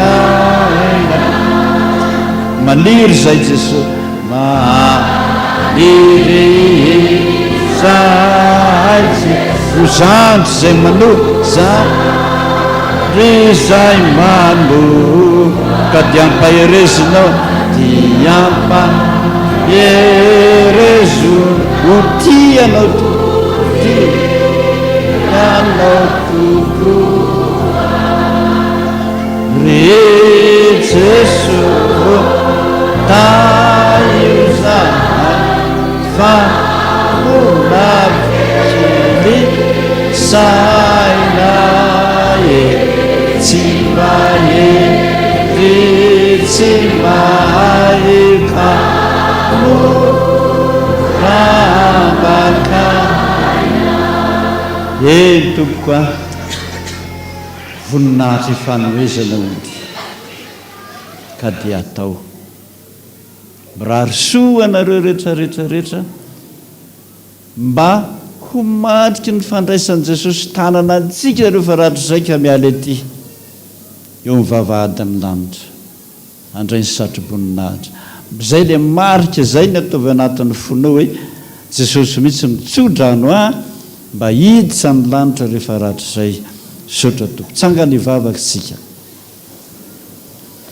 sotra Jesosy sotranao zay ny nanomezanao taona maro ho an'ny vahoakanao mariky ny fisian'ny fononao tazoninay zany mariky ny fitiavanao nataonao taminay zany mariky ny fiarahanao miasa aminay tsy mahafonay isan'andro nataonao taminay zany sotra Jesosy voky andro tokoa ny mpanomponao maro indrindra fa idada rahabe Marcel taio izy ampio izy mba tsy hiova amin'ny finony fa hitazona ny finony hatramin'ny farany andray ny satroboninahitra ny fiainana rehefa ratro zay misaotra Jesosy taio daholo fiangonana rehetra mba samy azo voky andro tahaka an'izany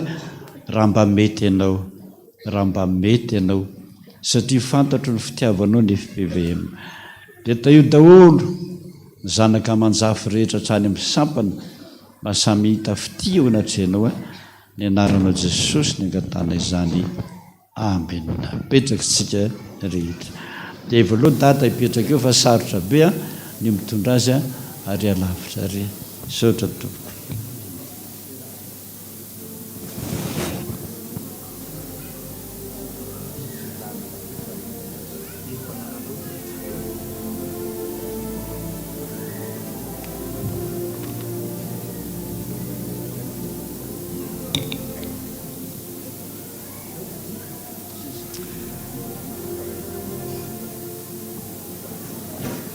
dia mbola ampitomboina amintsika mandrakariva nery avy malalo amin'ny tompo ny fahasoavany Jesosy Kristy tompo ireto indray ireo namantsika izay mankalaza ireo tsingeritaona isan-karazany teo amin'ny fiainany ovakitsika ampanajana Andriamatoa sy Ramatoa isany Randria Manarivo tsy oriny aina tamin'ny fahatelon'ny volana Janoary 2024 Rary Malala Zoelina tamin'ny fahefatry ny volana Janoary 2024 Alexis Coquelard any Grand Quevilly France tamin'ny faharoan'ny volana Janoary 2024 Randria Narson Kevin tamin'ny fahadimy volana Janoary Randria Narison Carl tamin'ny voalohan'ny volana Janoary andrianantenaina andy tamin'ny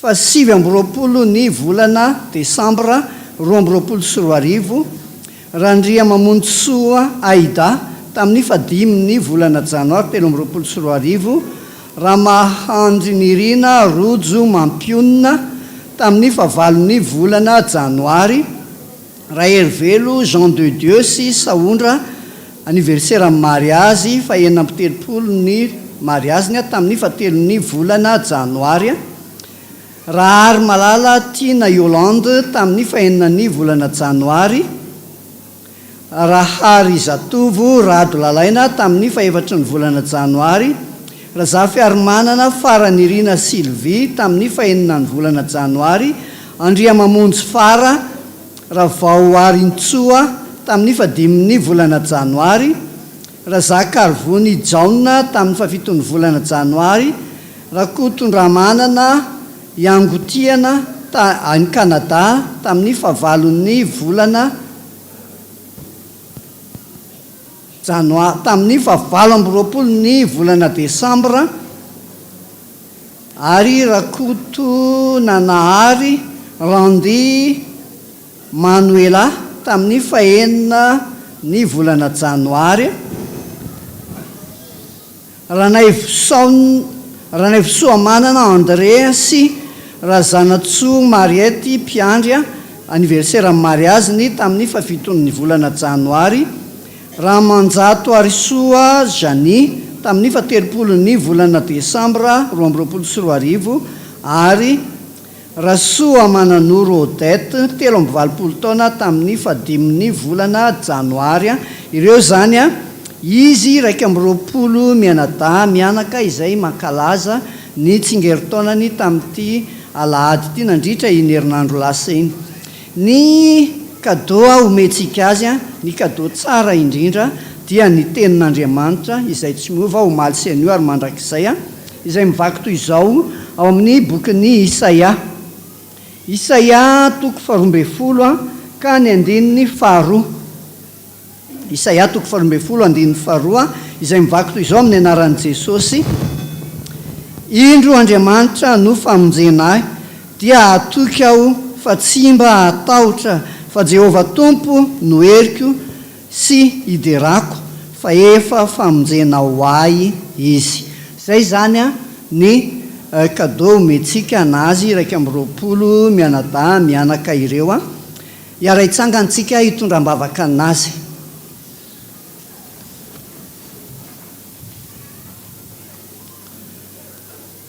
sotra Jesosy sotra na mitombonandro mpahavelomana izay nomenao indray reto mpanomponao izay niazakazaka ny dodododo nakaty amin'ny tempolinao masina kalaza izany tsingeritaonany zany misaotra anao izy Jesosy satria matoa velonaina trapo-hamonjena dia noho ny fitahinao noho ny fahasoavanao noho ny famindraponao ary indrindraindrindra tonga ihany koa izy nandravaka izao tempolinao masina zao amin'ny alalan'izao voninkazo mahafinaritra izao izay entiny anomezana voninahitra ny anaranao maro ireo namana izay tsy nahatonga ny anaran'i Jesosy fantatrao ny antony fantatrao ny fahasairanany ka tsy nandefasana zany anarana zany nefa misy matoky ao Tompo fa mahafantatra ireny olona ireny ianao mahafantatra ny ao apotsy miloaka ianao mahafantatra izay zavatra kasainy sy angatahany ianao ao Jesosy ireo mangataka fahasalamana mangataka fahendrena ary indrindraindrindra mangataka vavaka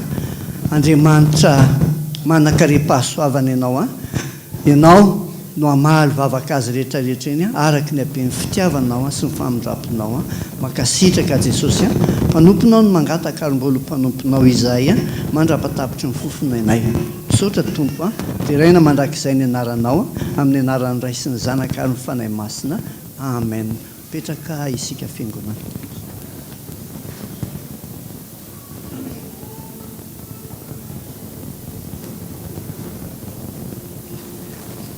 eny ary dia no fanatitra amin'ny Tompo amin'izay tsika velonaina somatsara nahazo tombonandra somatsara ary mba inona fa mbola ombantsika amin'ity taona rehetra tia Andriamanitra zay manome ampifaliana hony no ankasitrahana indrindra Tompo sotra Tompo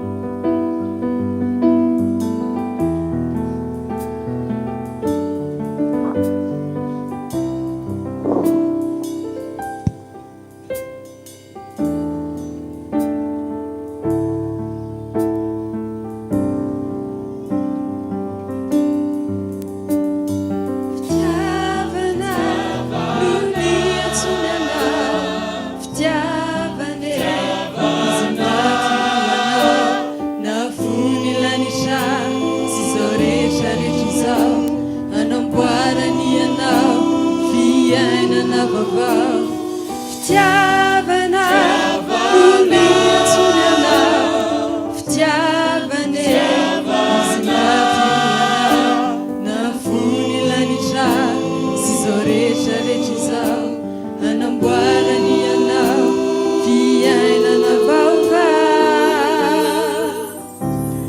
atero ao andao avelao ao baiaona aminao faravao Jesosy marajo sy hitako intsony izay atao fa manana fiainanony anao le fiainana tsy mila takalo ny fombanao tsy haiko faraketiko ataon-tsaiko fiadanana tsy niainako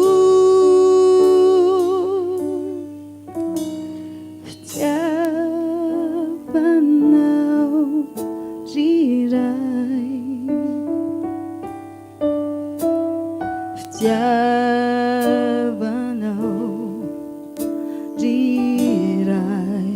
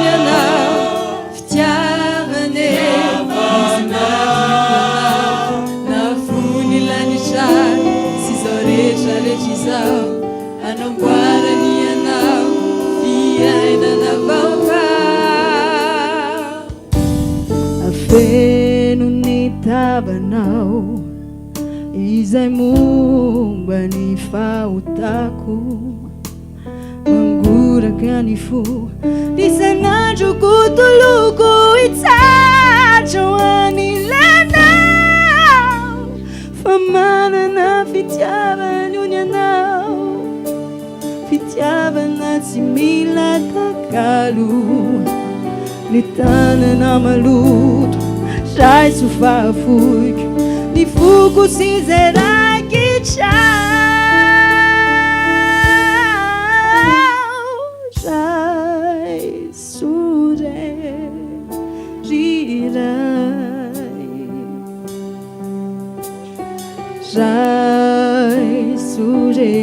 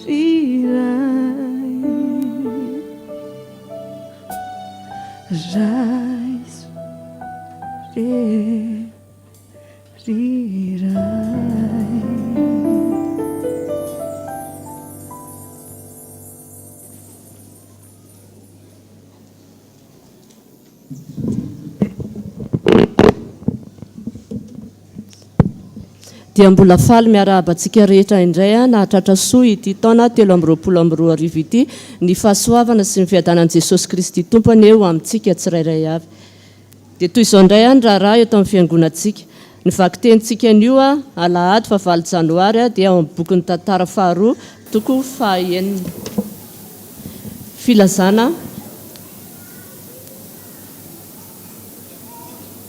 eo anatrehana tratrarantsika ny taona vaovao 2024 dia isaorantsika Andriamanitra voalohany indrindra ary manatso tantitra ny fiarabana sy ny firarintso antsika vahoakan'Andriamanitra rehetra amin'izany tanteraka soamantsara ny fankalazana ny krismasy 2024 sy ny réveillon 2024 2024 lasa teo noho ny fahasoavan'Andriamanitra noho izany ny birao foibe sy ny birao ny fitandremana reniny izay tariny ray aman-dreny dadarandrenatoandro Jean Joseph filohan'ny FPVM maneran-tany dia maneho fisaorana feno fankasitrahana ireo izay miara-misalahy tamin'ny nanatotosana ireo hetsika lehibe ireo dia ny dekona rehetra sy ny birao ny firaisan'ny sampana sy ny sampana rehetra eto taninanandrano ny fifoazana ny mpiantsa fiderana ny saha ary indrindra ianareo vahoakan'Andriamanitra izay nitrotro ambavaka sy nahafohy fanomezana sy fotoana tamin'izany Andriamanitra ho fiadanana ne ampandalo ny fahatsarany rehetra aminareo mandritra ity taona 2024 ity ary ho mandrakizay hoy ny filohan'ny FPVM maneran-tany pasteur iraka dadarandrenatoandro Jean Joseph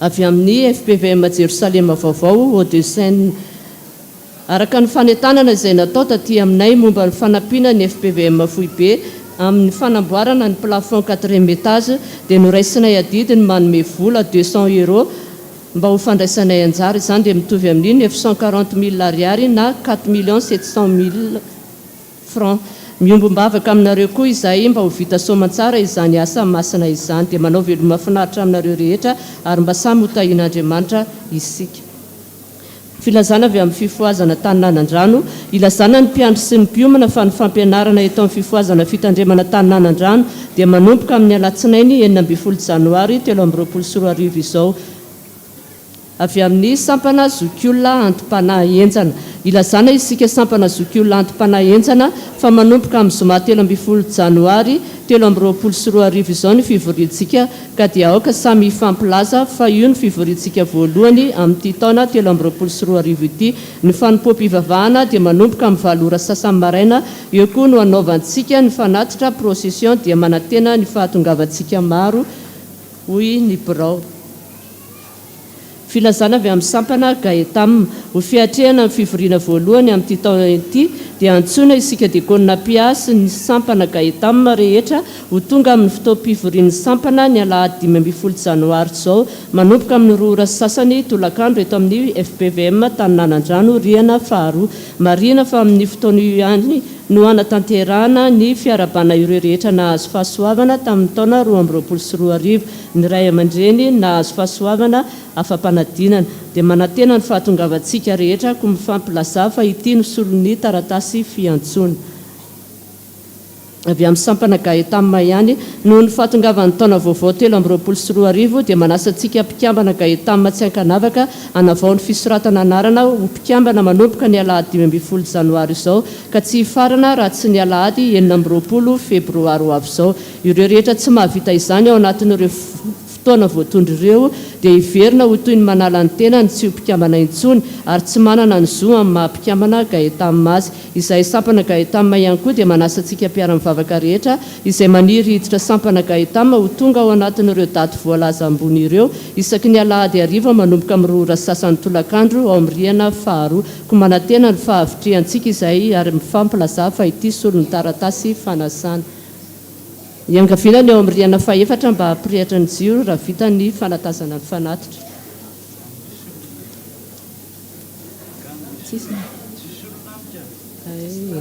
ko satria efa vita ny fanatazana ny fanatitra dia iroso amin'ny fanolorana izany izy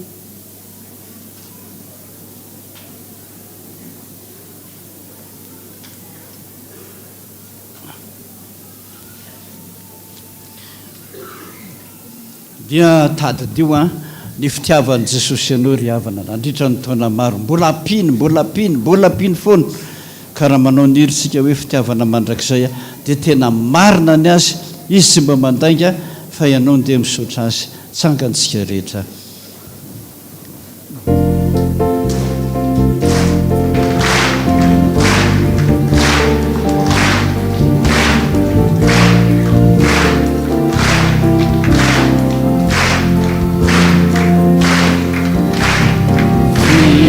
fiavana mandraky izay toko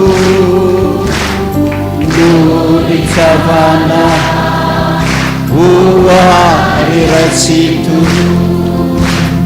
tsy namalia araka ny otako bevitiatrana osy fa indrafo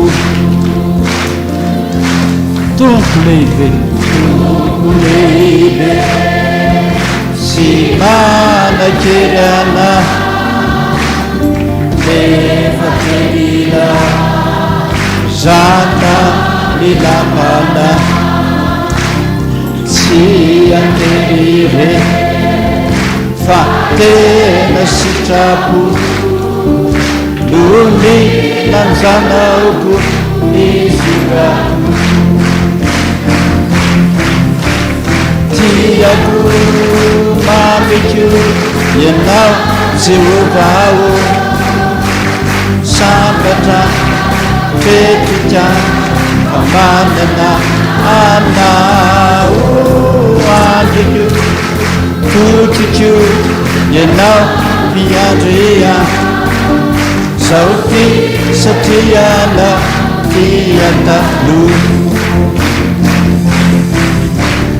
tiako mameko ianao Jehovao sambatra fetrika amanana anao andriko tokiko ianao mpiandrea zao ty satriana tiatalo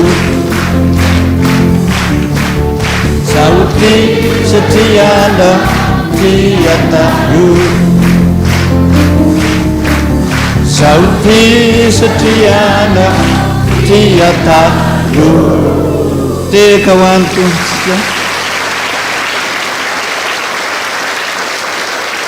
sotra Jesosy tsapanay ny fitiavanao anay fa na dia tezitra azy ianao tsy mamaly anay araka ny fahadalanay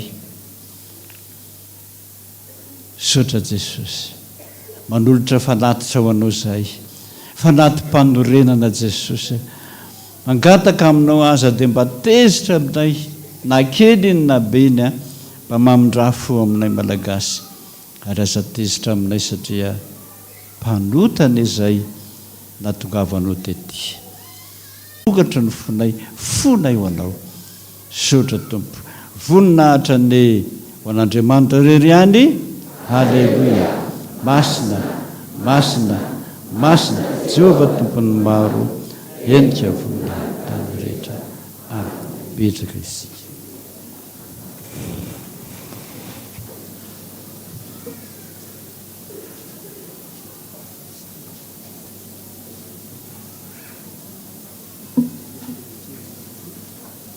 dia mitoy famakinany raharaha tamin'ny fiangonantsika avy amin'ny firaisan'ny sampana na ny F7 ilazana ny solotena ray isan-tsampana ao amin'ny voamierara-panahy F7 ho tonga ivory ny alarobia 12 janoary ho avy izao amin'ny 5:00 ao amin'ny rihana fahatelo efitra 314 aoka mba samy andefa solotena sy fanentana isika sampana fa fametrahana ny programan'asa 7:22 no lahadinika amin'izany avy amin'ny sampana fanantenana ilazana isika fiangonana fa mbola mitoy hatrany ny fampidirana mpikambana vaovao eto anivon'ny sampana fanantenana izany dia hifarana ny alahady 7:20 janoary izao manomboka ny 5 taona no miakatra no afaka miditra ho mpikambana ary isaky ny alahady ariva amin'ny ora sasany tolakandro ao amin'ny efitrano 318 rihana fahatelo ny fotoam-pivoriana ny sampana fanantenana dia manana sata fototra hijoroana manokana dia ny miady sy mifady amin'ny fidoroana ny zava-mahadomelona koa manentana anao izay tsy mbola ao anatin'ny sampana ka maniry hiditra ho mpikambana ho tonga hisoratra anarana isaky ny alahady fotoam-pivoriana avy amin'ny voameran'ny katekomena ny fidiran'ny mpianatra katekomena dia ny sabotsy 14 janoary izao amin'ny 2 ora ho tanterahana amin'io koa ny fiarabana ny ray aman-dreny ny dekona rehetra vao ny soratra anarana hiasa ao amin'ny voameran'ny katekomena koa dia antsoina ho tonga daholo amin'ny fotoana io ireto kosa indray ny zanaky ny fiangonana iroso amin'ny fanorenana tokantrano masina raha zanatranayvo honorina randrianarso daniel raha tsy mba ary miamina noroarso andaniny raha naivson charles aja superlote raha kotoarso ery andrianaro velonorso ankilany dia faly mampandrehanareo ny fanamasinana ny fanambadian'ny zafiny ny zanany randrianarso njato fenoasina sy raha kotoarsoa onjaniainy izay ho tanterana ny asabotsy 14 janoary 2024 amin'ny 7 maraina eto amin'ny fiangonantsika. Andriamatora mana misata Edmond, Ramatora manjakaso Martine, Ramatora mana tsihoarana Lucie andaniny, Andriamatora kotoarso, Ramatora mboasolo Denise ankilany, dia faly manasanareo anatrika amin'ny fanamasinana amin'ny fanambadian'ny zafiny ny zanany, andria malala tsioromanana andrandraina sy raha kotoarso toavana izay ataony asabotsy 14 janoary izao eto amin'ny fiangonantsika amin'ny 10 maraina. Andriamatora Zafindramanitra Antony Bruno andaniny, Andriamatora Randria Miaminarivo lalany Rina Edi, Ramatora Zanaparany Mbolatina Yolande dia faly manasanareo amin'ny fanamasinana amin'ny fanambadiany Randria Miaminarivo Faneva Arjona Tokoniavo sy Manitra Mbolatina Natasha ny asabotsy 14 janoary izao eto amin'ny FPVM Taninanandrano amin'ny 12 ora. Koa raha misy mahita ny tsy mahamety ny iray amin'ireo fanambadiana ireo dia aoka izy hampandre ny iray aman-dreny mpitandrina. Filazana manjo amin'ny finoana sy ny fanantenana ary ny fitsangana tena maty no ampandrenesana anareo ny vodimandry ny avanay Rabe Arso Idea Elmine, mpiandro promotion Pakato dia konna mpiany afafi présidente ny vomera sosialy dia natsono ray ody any amin'ny ny alakamisy 5 janoary 2024 teo tamin'ny 24 taonany. Hoy ny vadiny Ramary Arvelonaivo Arson, ny zanany, ny zafiny, ny fianakaviana manontolo. Ny nofiny dia andrasana riala ao amin'ny tranony nanisana iadiam-bola ny alahady 20 janoary amin'ny 12 ora kosa hoentina nomezam-boninahitra an'Andriamanitra eto amin'ny FPVM Taninanandrano Ampandrana alohan'ny ametrahana azy ao amin'ny fasandrazany ao Akazondandy. Razaka Maefa Hery diakona, membre fondateur anjery musique, maestro professeur de musique dia natsony ray ody any aminy ny alakamisy 5 janoary 2024 rehefa nivahiny eny amin'ny 15 taona teto an-tany. Hoy ny vadiny Razaka Maefa Ary Cynthia Colombo teraka Zafindrambola, ny zanany, ny zafiny, ny fianakaviana manontolo, ny élève musicien Foibe FPVM sy ny élève musicien rehetra. Ny nofiny dia hiala ao an-tranony ao Asoavinandrina ny alahady 20 janoary 2024 amin'ny 12 ora hoentina nomezam-boninahitra an'Andriamanitra ao amin'ny fiangonana Anglikanina Trinité Masina Varatranjomamy 12 ora, avy eo dia hoentina eto amin'ny fiangonana FPVM Taninanandrano mialohan'ny ametrahana azy eny amin'ny fasandrasany eny Soavimerina. Raha farasoa dia natsony ray ody any aminy ny talata 3 janoary teo rehefa nivahiny 77 taona teto an-tany. Hoy ny zanany izay solotenany pasteur Randriambelso Falsomivady, pasteur FPVM Ambotrarahaba ary ny fianakaviana manontolo. Ny nofiny dia efa niala tao an-tranony tao an-janahary ny zoma 9 janoary teo ary nalevina tao amin'ny fasandrasany ao amin'ny Mangamila. Randria Miaingo Tanjona Stefano dia natsony ray ody any aminy rehefa nivahiny 20 taona teto an-tany. Hoy ny vady malalany mbola nirina malala Soirela Espérance, ny zanany, ny ray aman-dreniny Randria Miaingo Jean-Jacques sy Joseline promotion mpanavitra ary ny fianakaviana manontolo. Ny nofiny dia efa niala tao amin'ny trano tao Ampefiloha-Ambodirano ary napetraka teny amin'ny fasandrazany eny Ilany Vato ihany. Ramatora Johnson Simon teraka Raely Arso dia nodimandry ny 17 Desambra teo rehefa nivahiny 70 taona teto an-tany. Hoy ny zanany izay solotenany Andriamato Edisy Noely Andriamialy promotion mpiambina ary ny fianakaviana manontolo. Ny nofiny dia efa napetraka taony amin'ny fasandrazany teny Ambato mitokana lalana Anjozorobe. Andriamanitra tompo ny fampiononana ny ampionana ireo fianakaviana tramanjo ireo. Ny fararakitra voaray tamin'ity androandroany ity amin'ny anaran'ny tompoko vavy Rasendra Somarie Françoise 20 000 ariary. Dia toy izay indray ny raharaha teto amin'ny fiangonantsika ny voninahitra dia ho an'Andriamanitra irery ihany.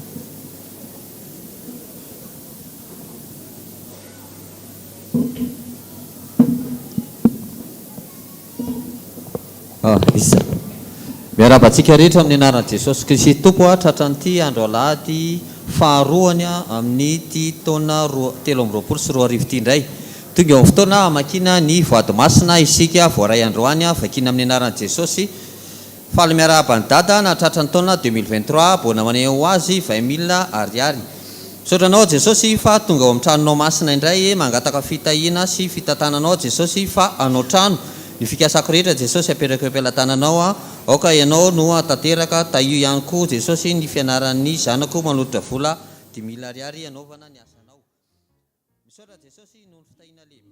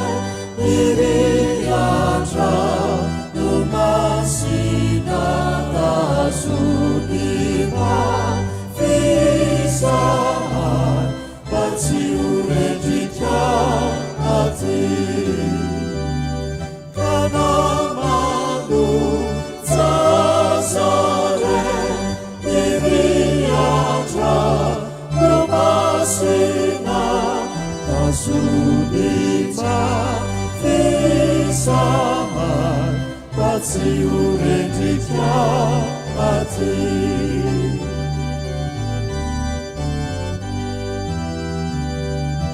timitsangana ave ni Jesusy mpamonjy ty tsereumifa uriana anarona ny rivotra zay mampanonja toisa miarotra no masina izay manavotrana aty ampanenanana zay mampanonja toisa miarotra no masina izay manavotrana aty ampanenanana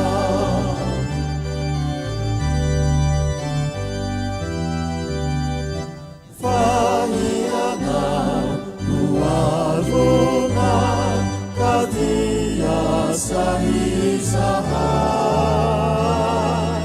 namakesy nanonitra ionjandranombetsa riana faharoa telo amby roapolo riana fahatelo dimy fitambarany voady androany 128 valo amby roapolo amby zato voninahitra ao n'Andriamanitra rery any amen.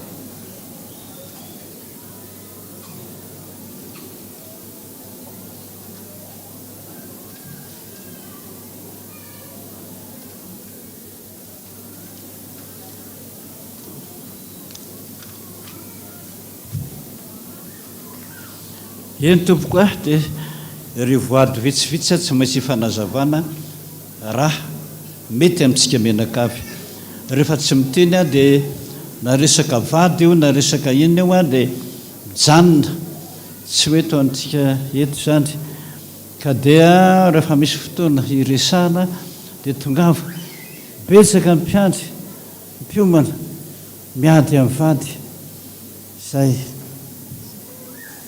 rehefa nangataka amin'i Jesosy aho dia nisy feo ianiko ny teny lava be ka tsy fantatry zavatra lazainy ka tsy fantatra ao tsinona ka ndeha mangataka indray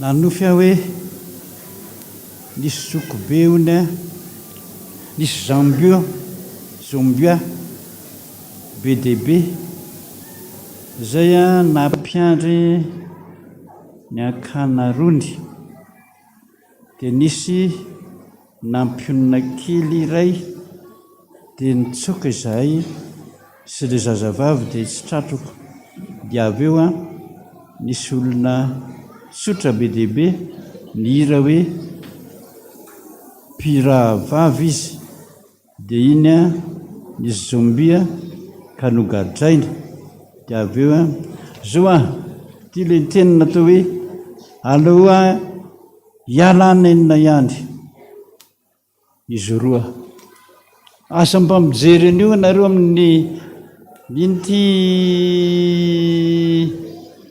kilalao kely ataonareo amin'ity telefony ty asa mijery an'io nareo fa zay mijery an'io ka saika lasa dala daholo e io mahatonga an' Jesosy teny aminao hoe aleo alana enina farany aminao zany fa nitenenako aminao zany fa raha lasa dala ianao a dia latsaiko amin'izay fotoana zay zay za dada nanofy hoe nisy olona iray a zay niara-natory taminay na marina fa samy lehilahy zahay niara-natory dia nisy biby be mavomavo be ny sisika teo aminay a ohatrany hoe dragona dia niditra tao anatin'ny lambanay a dia vola ariary zato tany a aposiny le lehilahy niara-natory tamika dia navoaka n'ilay vola dia nandositra ilay biby a dia sary natao anaty bodofotsy zahay nareo ro lahy miara-matory samy lehilahy io a mitandrema fa tafiditra aminareo ny devoly faranareo a hivady samy lehilahy ary io mampatezitra n'Andriamanitra mafy mihitsy io mampitomany azy mbola miala nenin'izy ny ariary zato ariary a dia izany no milaza fa bebaka ianao aza manao zany tsony ianao fa bedin'i Jesosy amin'izany fa mampatezitra azy ny samy lehilahy na samy vehivavy a manao firaisana. Izay mivady miady foana zao no teniko aminareo vehivavy manambady tandremy mikizitimbelona teniteny foana sary-piary be tsisy dikany izy miantso anao amin'ny telefonina io izandreo zay zany maninona tsy entinany ny lambanao sy ny akanjonao ento any ndana matory raha vao masika fiteny ohatr'izany nareo vehivavy a tsy maintsy tafasaraka nareo tadidio soratra masina fa ny fahasarota amin'ny mpiarom-behivavy ony mampatezitra lehilahy soratra masina miteny zany ka raha voasary-piaro tafahoatra nareo dia efa miteny aminareo a ho le psikôlôgy anankiray zay sary-piaro anao na sary-piaro mivadinao mamangy amin'ny fahoriana tsisy mahafaka anio ianao fa tsy maintsy tafasaraka anao reo vandevoly azy ho an'ny rehetra itenenako an'izany a vaovony taona za dada nanofy a nisy ankizy vavy a nangataka tamika anaovana asan'Andriamanitra dia nakany an-tranony nefa ilay tranonay a didinana fasana ary nisy lehilahy betsaka sy vehivavy a nanodidina fasana iray avy eo nilaza taminay hoe tsy maintsy matika ianareo a dia lasa izahay avy eo a tampoka teo a dia nivadika vampira izy ireo a ary nanenjika anay efa miteny aminareo foana ny mpangala jaza sy mpamon'olona efa nentiko tao mibro tao na mpanatsoko miaraka amin'ny solotena ny fanjakana sy ny gendarme solotena ny ministra zany mpamon'olona zay ny teniny fa rehefa niova tena nangataka mitsy ady vonjeo ary reto a afaoma ray volana ny mpiandry a niady tamiko foana ososy niady tena niady WR darony amin'ny mpiandry fa afaka ihany izy ary zao ny teniny tandremy ianareo fa manomboka janvier février mars avril mai juin mangalatra olona daholo zahay alaina ny fonareo ny ranao sotronay a ary ny fonao a mena ny biby any Fianaratsoa misy biby any Atsirabe misy biby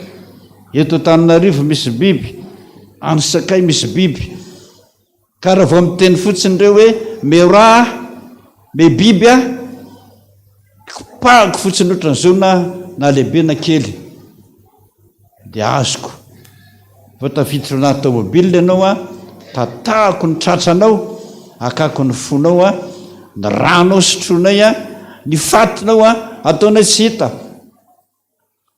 ka ianao zay nanonofeny ity dia efa isan'ny ao anatin'ny fisainany hoe alaitsika io nanafatrafatra io kialakely io fa mpiandry mo izy zao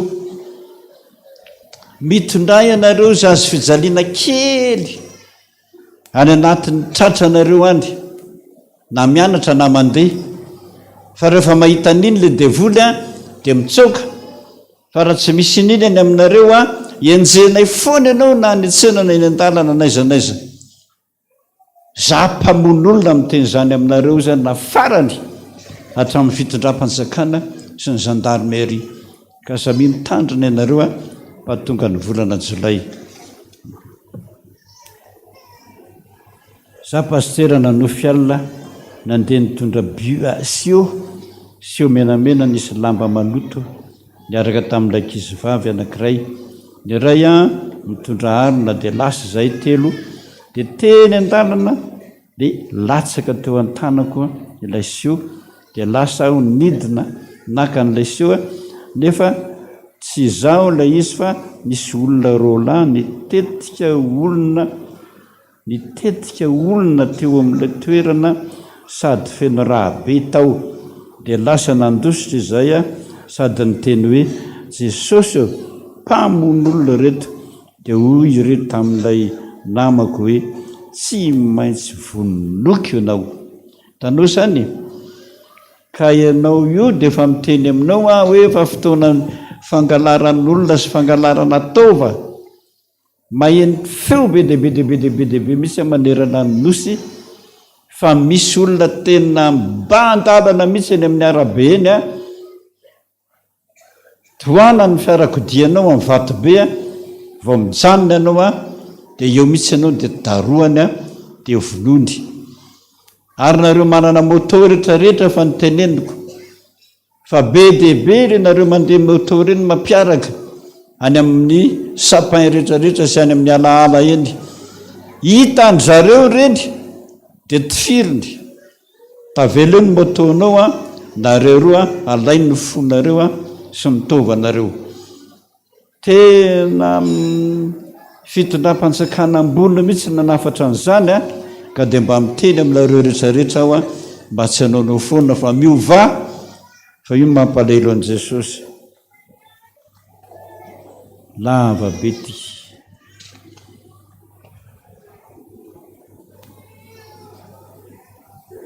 lavabe asanovana lavabe fa manahirana be dia amin'ny talata amin'ny 7 mandray olona raha misy resaka momba ny nofy momba n'izany saotra tompoko tsodranotsika rehetrarehetra mba aleo alasana tadidio ny hirana angatahana teo hoe ny miankina aminao tsisy afa-tsy zay fa raha va mandao an'Andriamanitra nareo very sangantsika rehetra no zaniry zany ndeny ny voalohany andry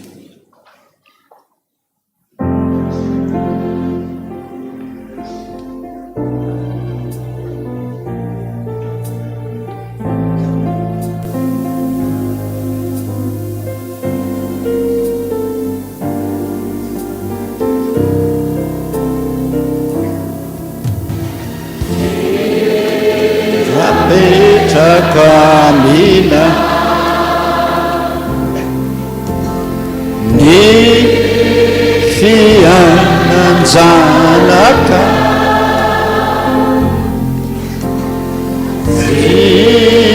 mama nasafidy tokoka manirindrana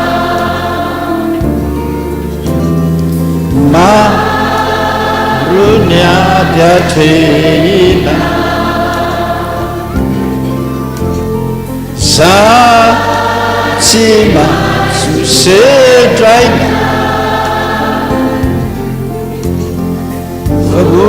volano ka malemy tokoka manirindrerina raha mafenany zao no tsy miankinamina dia ozava pona ihany tokoka no setositoka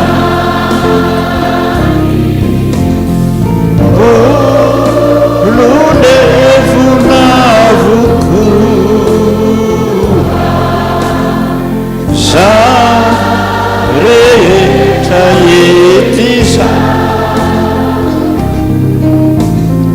fa mizava tsy olory tokoly miankidamina vavakisika misaotranao zay Jesosy amin'izany hiry zany zao fenan'izao mandalo be ny mpankala be ny mpanao sitomahery be ny mpamon'olona ary liandrano devoly Jesosy mampitandrina ianao ary ino mampitomany ianao mihitsy fa rehefa tsy mibebaka izay dia atolotra ho an'ny Satana dia ny devoly izay nyroanay hidaroko anay any amin'izay lenay izay ny mahatonga anay matimaty fona tsisy mpijery tsisy mpamonjy lasa ny Satana tsy mahatsiaro tena faty sisa ny hafaranay misaotra anao mampatsiahy misaotra anao miteny araka ny teny eo ny any zanako tiako tsy maintsy anariko tsy maintsy faiziko misaotra miteny Jesosy misaotra mampabebaka anay rena daholo ny vavaka teto nanomboka tany amin'ny vady be dia be fangatahany taminao teo Jesosy tsy ary voatanisy izany fantatro fa mahare ny sofinao ary ny masonao mahita zay rehetrarehetrarehetra nangatahany teo omenao azy ny zay rehetra irin'ny fony misaotra Jesosy zay rehetrarehetra kosa amin'izao fiandohan'ny taona izao mangataka indrindra mangataka indra fo avy aminao aho mbola mba hiratra ny masonao ka hoeto aminay mba ho fafanao ny ranomasonay ary mba afaka hibitsibitsika aminao izay androany Jesosy araka ny teninao hoe raha ito amin'ity toerany ity nareo mivavaka miahinao anareo aho Jesosy ndre mandeha amin'izao voalohan'ny taona izao no ametranay voady aminao anaradianao anompo anao fa mpanompo e izany ny andro rehetra iainanay ety tongava amin'izay reny amin'ny table rehetrarehetra eny Jesosy hatrany ambonindrina rehetra any misaotra Jesosy irao ny anjilina tsiraray avy hitondra amin'ny boky ny fiainana anoratra ny fanirinay amin'ity taona ity ianao iara-ny vavaka Jesosy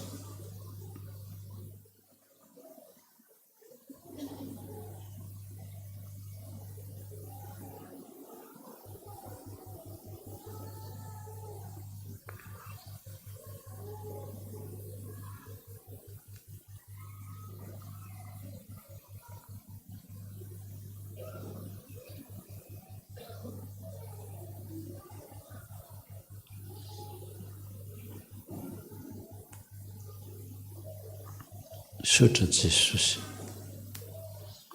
misaotra reo ny fanirinay reo ny vavakay vavaka ankizy vavaka mpianatra vavaka ny mpiasa vavaka ny mpitondra tena vavaka ny mahantra vavaka ny sahiran-tsaina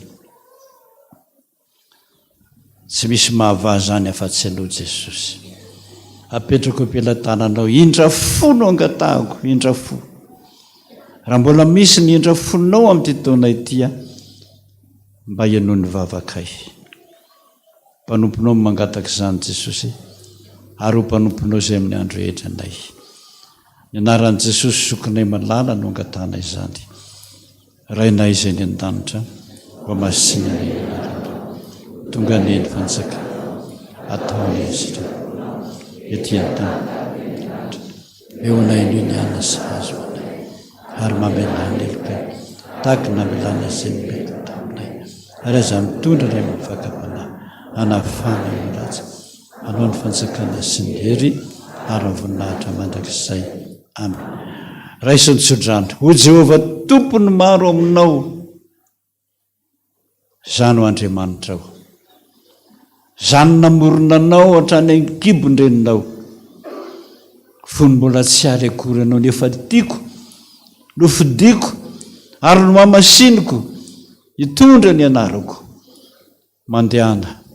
mandehana fa tahaka an'izay fanaombako misesy hatramin'izay a mbola ombako anay amandray a amin'ity toana vaovao ity saotra Jesosy anao ny dera anao ny aja anao ny voninahitra mandrakizay amen voninahitra ny ho an'Andriamanitra rery ihany halleloia masina Jehova tompony maro endrika voninahitany rehetra tanteraka tokonay zany amin'ny anarana raisiny zanaka ara fanahy masina dia samy mahereza tompoko.